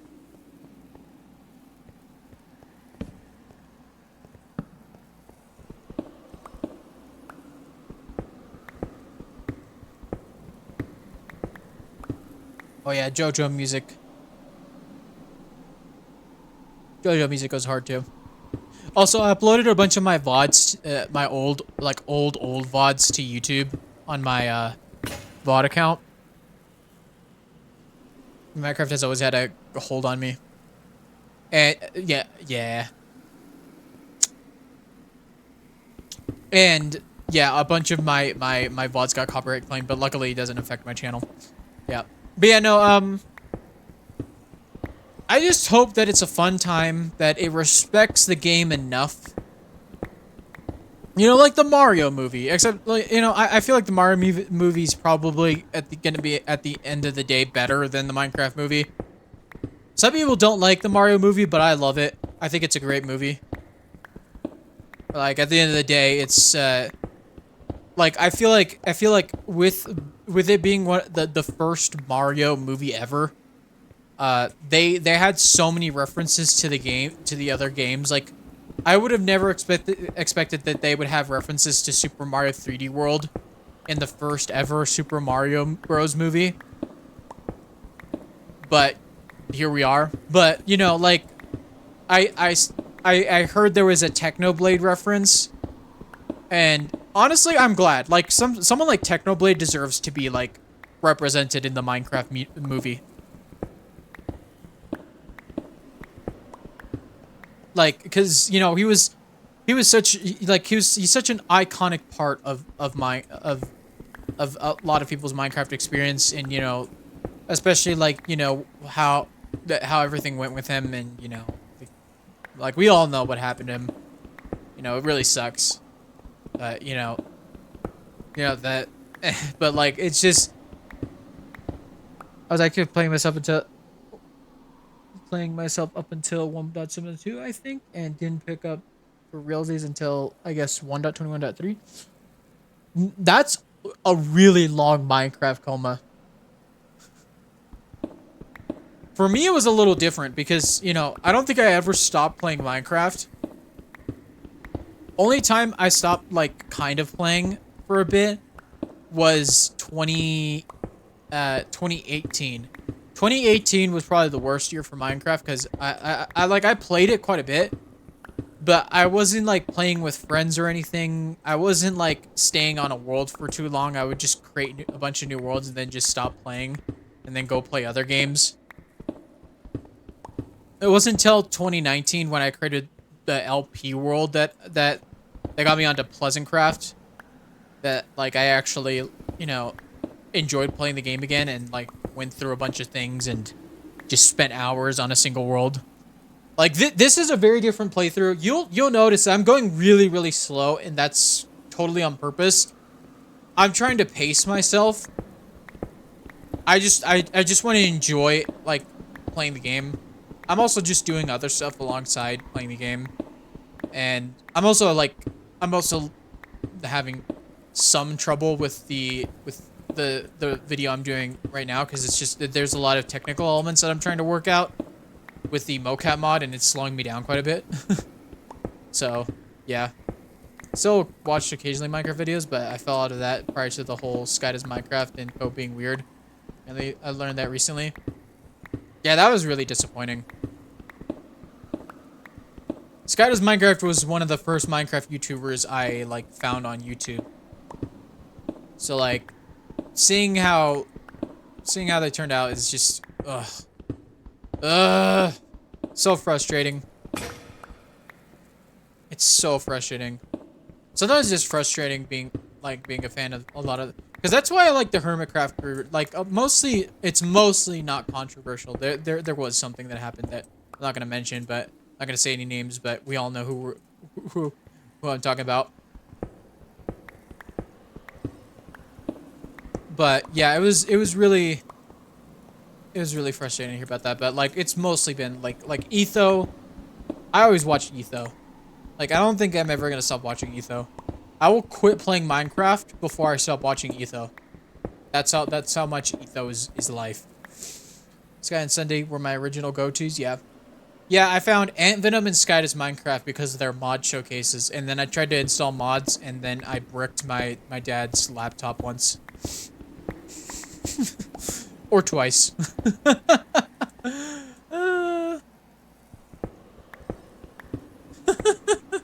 I think you could do a. Yeah, I think there's a reward where you can play the sound for that emote. I don't know if you have enough points. I'm not gonna do it myself because it's just cheap. The point laughing and pointing. I forgot what it's called. I have a channel point redemption that actually plays the sound that goes with that that emote. That's what I said.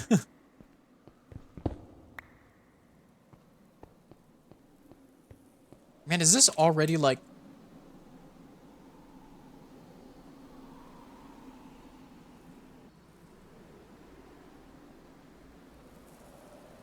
I guess I can like go along here and then go around over here.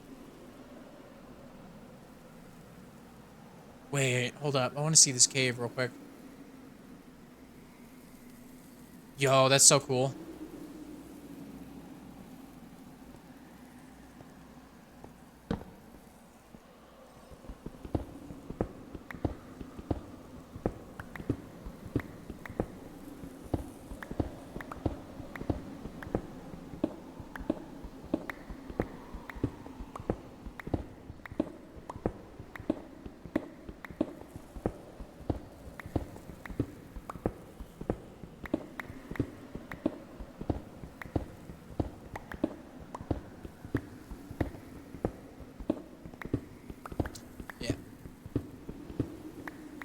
But yeah, this song is really good by Eve. Yeah, really good song. Fight song. Fun fact, I actually know some songs by I actually know the lyrics to some song some Japanese songs. Like Kickback from Chainsaw Man, Sonochi no Sadame from JoJo, Report by Tatsuya Kitani, one of the Bleach ones. I used to play a big Feed the Beast pack while I was still in elementary, I think. I was playing at my grandma's. Otherwise, I watched mini game YouTube vids of Sky and Co. And then there's Sunday's Hardcore Survival Series. Nerd! Yep. That's what I am. At the end of the day, I'm a nerd. Just a big nerd. Doing nerd things.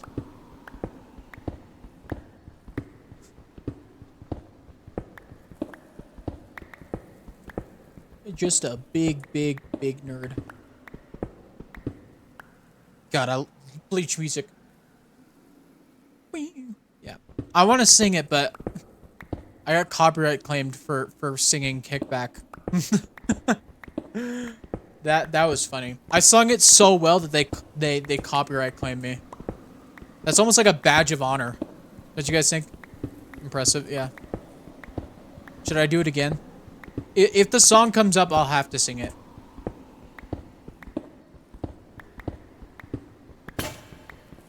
Hopefully it'll be in sync. That's my only thing. Yeah, we're gonna want to expand. We're just gonna have to like. Yeah, it's gonna be like over here.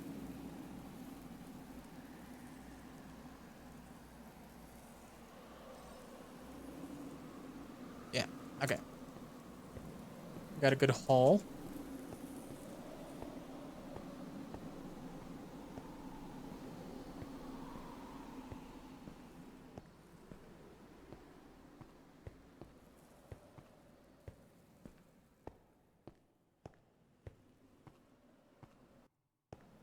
Yeah, I've been recording this entire time. Good. Let's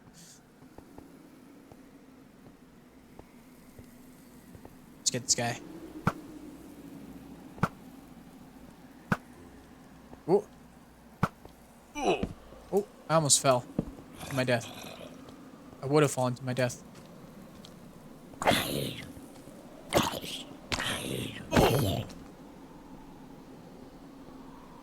Let's go to sleep.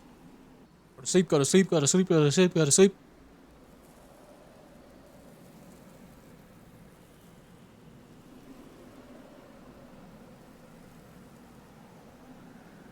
Alright, let's find hers. I gotta put this haul away.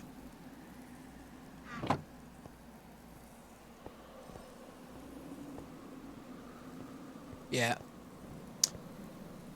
Yeah, so a lot of these streams are now, like, I think I figured it out. I think I'm gonna do a lot of just resource gathering streams. Because, just because, like, I end up neglecting to do resource gathering. And I think it just hurts me in the long run because I just don't have enough stuff. So I think streaming the process will be fun because I could just talk with you guys. So building is just going to be entirely like for videos, but collecting materials, I could at least chat with you guys.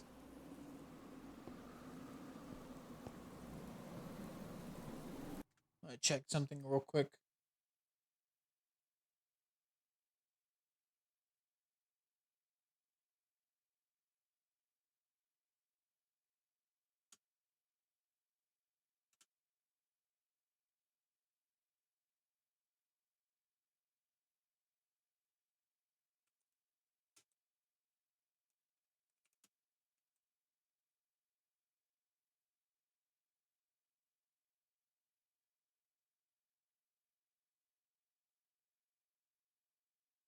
Resource gathering is so mind-numbing that it's nice to have people to talk to. Yeah. Like, I'll resource gather while I talk to people in, like, Discord and stuff. Too. So that's another thing that I'll do. So that's something that keeps me not bored out of my mind while doing stuff. But that's the beauty of this game is like it's really you just figure out how you are the most productive.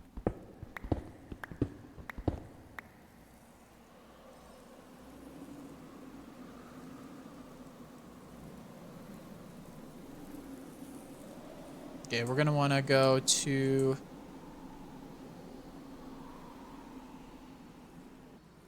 We'll go to 30.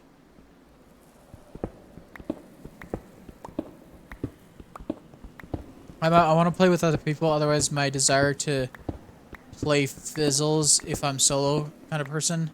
That's why I think about getting into streaming. Yeah. I feel like Minecraft is a very social game as well. Like I think like at the end of the day, if you're even if you're playing single player, like I don't think I've ever been able to have a single player world where I'm not sharing it with somebody.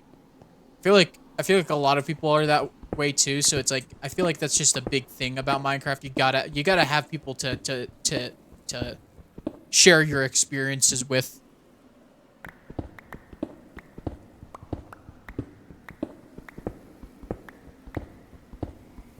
Like I still think it would be I still think I could probably like go solo quite a bit. Like even if I'm playing by myself, I always have like a YouTube video in the background going on. You know, like I've gotten so much done. Like I watched the entirety of the MCU Infinity Saga while building the entire building the Bamboo Kingdom. Like the entirety of the Bamboo Kingdom was taken up by me working on the was taken up by me watching the MCU. Share world with some buddies feels more like a Forever World than any other world I've made has. Yeah, sometimes a Forever World doesn't necessarily have to be a single player world. You can make Forever Worlds. You can make more than one world that can be forever. Like me, I only need one Forever World because like all the other worlds that I play on are going to be multiplayer, which is why this is going to be the last like single player world that I make. Because like even if I stop playing this for a bit, the only reason why I would stop playing this is to play on, you know, other worlds that are multiplayer, that are not created by me.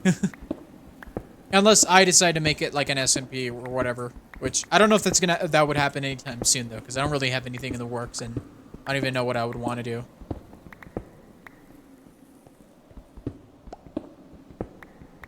But yeah, no, that's the thing too. It's like how I play Minecraft and how a lot of people in the YouTube content space play Minecraft is totally different from how normal people just play Minecraft. Because every time I make a new world, I'm like, how can I turn this into a video or a stream? Like, unless it's a creative testing world, this is for a video or a stream. Like, I've had a couple worlds that I've just played on just because I felt like playing Minecraft, but those usually don't last long. The biggest thing about Minecraft for me is it's a way to, like, kind of express myself creatively, and that's just how I roll. So yeah, it's interesting for me to see how other people play the game.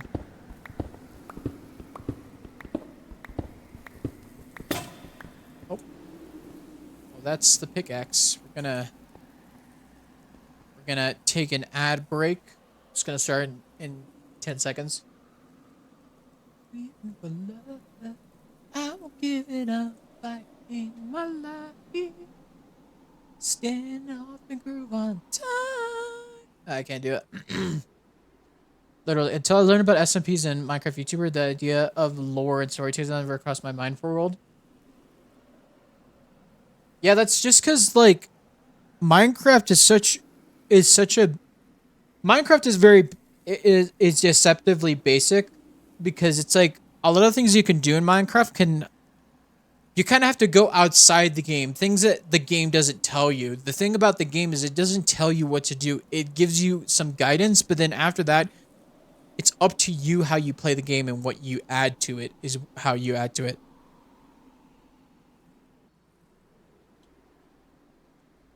Like, realistically, there's no point to me building this. There's no point to me like putting this together. But it's just that little thing that kind of adds a little bit of life to the world. Like, even if this is very simple. I didn't do anything too crazy. But this adds like a little bit of like, okay, someone was here mining, you know? It doesn't have to be super crazy or super detailed. It's just that this is something here that someone established to mine in.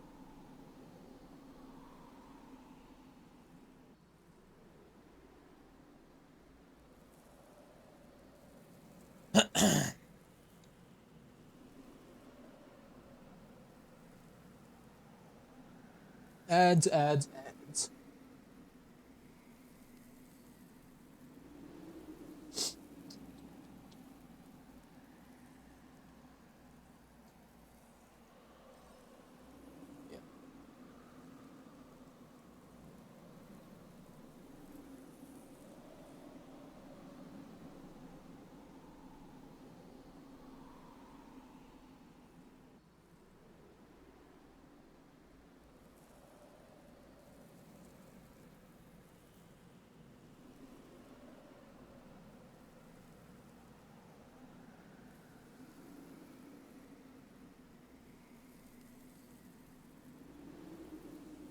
Putting some more lore builds in my shared forever world, which is a fun motivator. Yeah, it kind of helps you like it kind of helps with the imaginative part of it because at when you get add lore and then add little like details that wouldn't necessarily be practical, but it's just more for kind of explaining why it's there.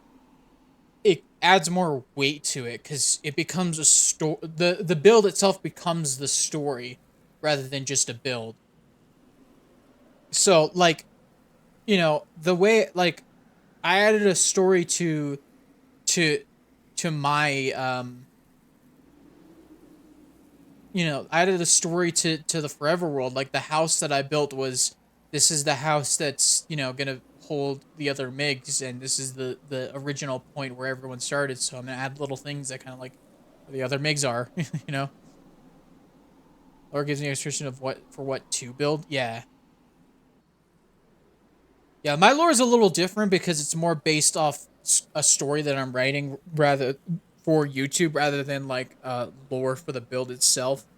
But I think eventually I'm gonna start branching more into that. Uh, my lore right now is just because like I just want to tell a story, and this is just a way that I express that story.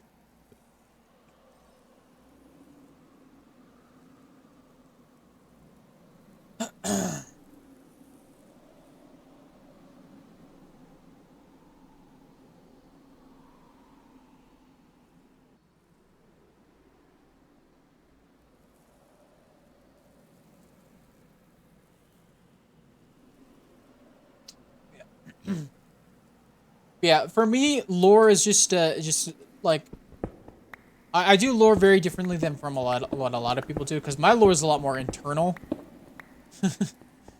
But I want to expand outwards eventually, and change it up. But I have a kind of a two-part like kind of story going on, and season 2 is gonna kind of continue the storyline of like kind of continue storylines from previous bits of my lore. But the way I'm gonna incorporate is gonna be very different from how I did it in the first season of Skyblock Kingdoms.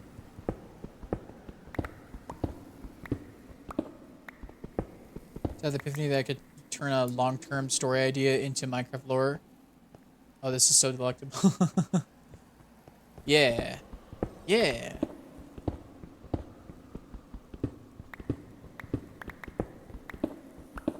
Hey, hello Kate, how's it going?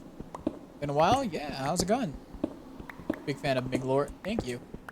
Yeah, Miglore is a lot of fun for me because I get to just turn different little aspects of my personality into a character.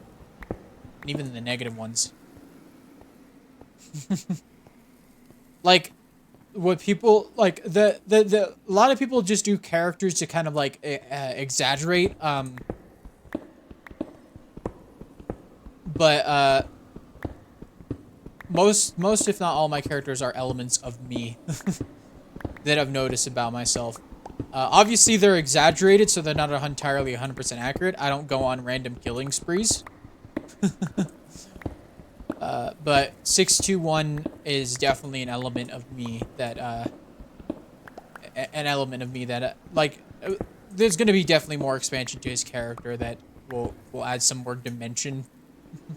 Because right now he's just the crazy guy.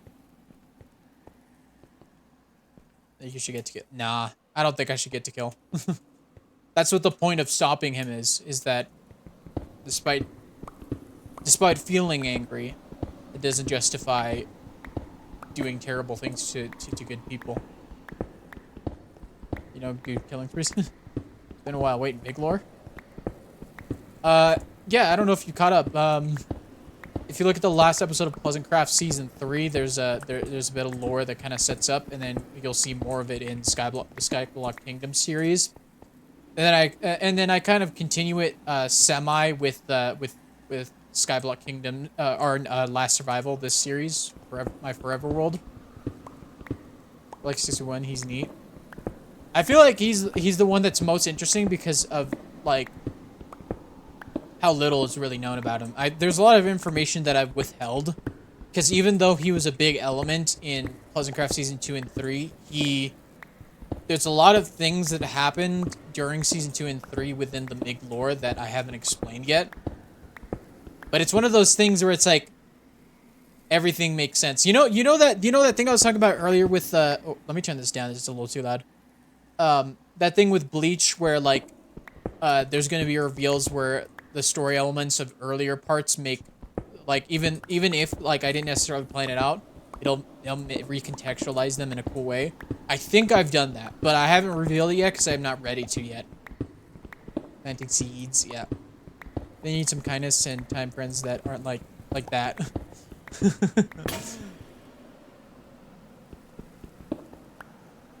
Yeah, the really frustrating thing too is that's also why I created the other characters is I've established 621 as somewhat spiteful in a lot of ways, which was kind of an old version of me. I used to get very angry at people for no good reason. I still find myself getting a little angry, but I don't get myself get worked up over things. But it represents an old version of myself where I used to just get worked up over the smallest things, and that's just how the character is. So that's a part of me that 621 is.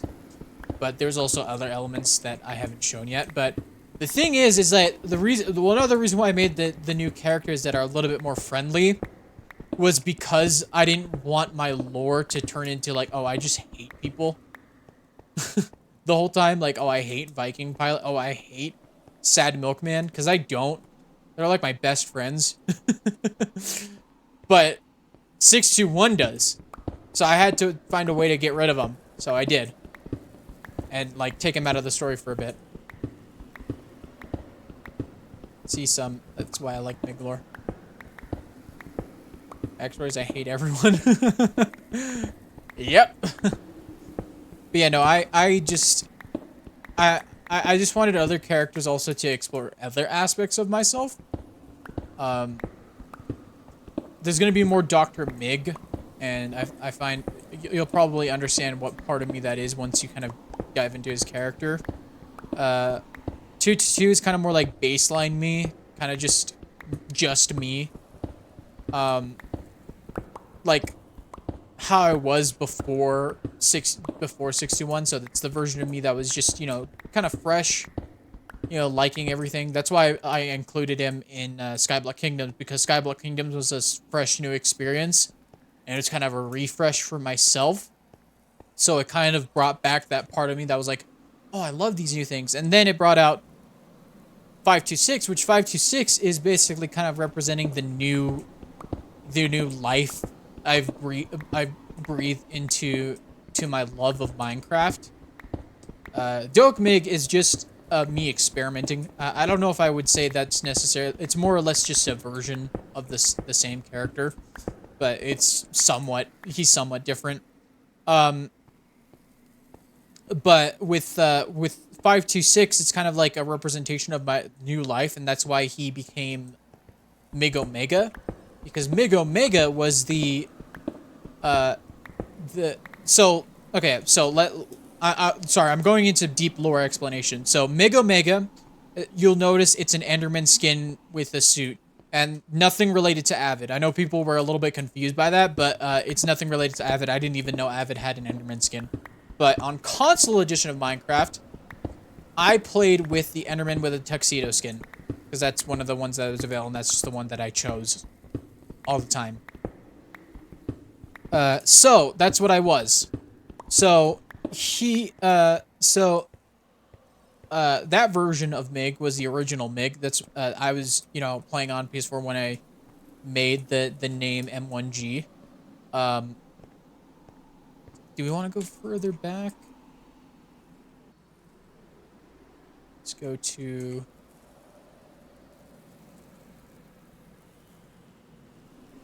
38, I think. Yeah.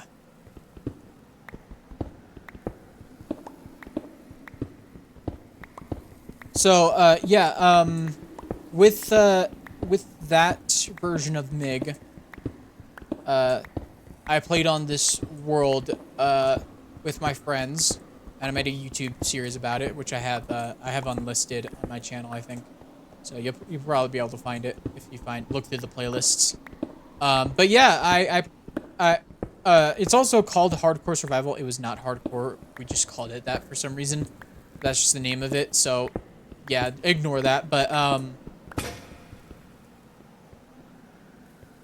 so basically, that around that time, I was just having so much fun playing Minecraft. I was playing with my friends, making cool worlds, and my dream during that time was to create the perfect world. And I was very much, I had a very specific vision of what I wanted, and I was very much like, we got to do this, got to do that, we got to do that, and I wouldn't hear out any other, any other thoughts. Um, but so yeah, that's just kind of my baseline, which is why Meg Omega exists. And then when he moved on, Mig Prime came, and then that's where my baseline ended up being for a while too, because it's like, okay, I created this awesome single player world that lasted like a full year that I built a lot on, and I learned a lot about the game during that time too. I learned so much about redstone farming, just building in general too. It's like I learned so much during that time, and you know I was still holding on to that sort of thought process of like, I gotta make the perfect world, I gotta do this, gotta do that.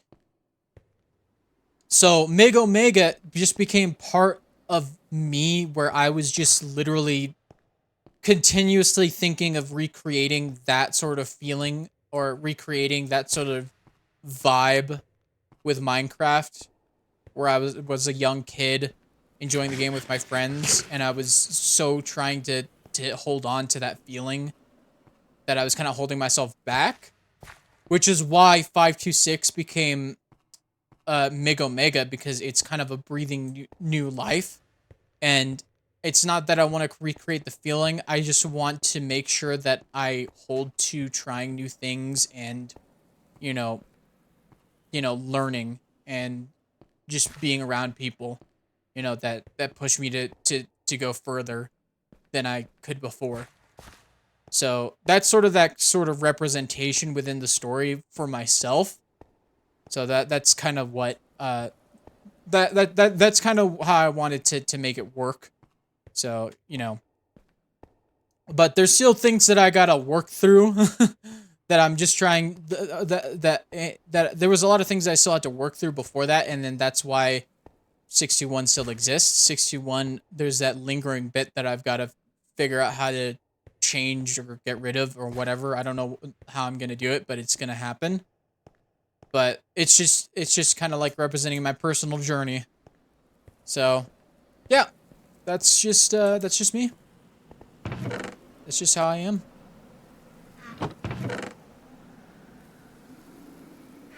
That was a lot, but hopefully y'all enjoyed the little bit of lore explanation that I've done for you guys.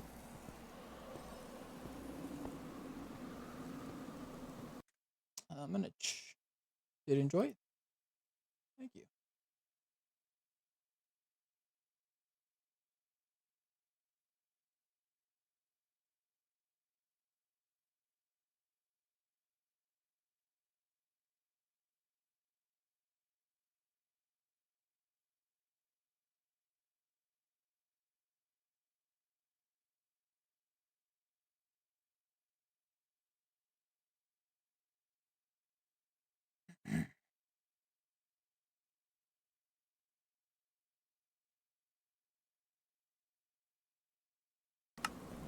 Alright.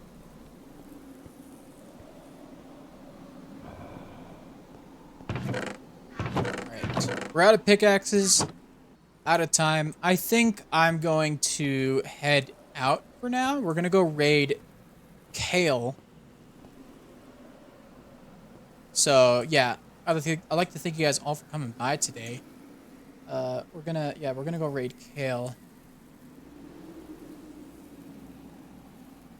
Just trying to see who we're gonna raid. Yeah, let's so yeah, I'm gonna say goodbye for now, so we're gonna just put the B-roll up.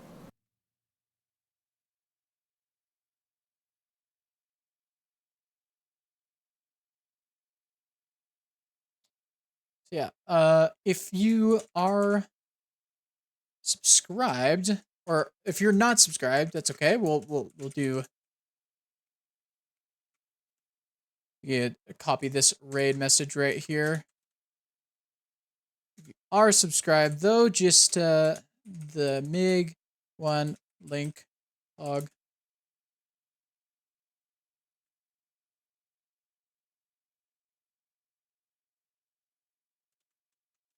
And we're gonna go raid.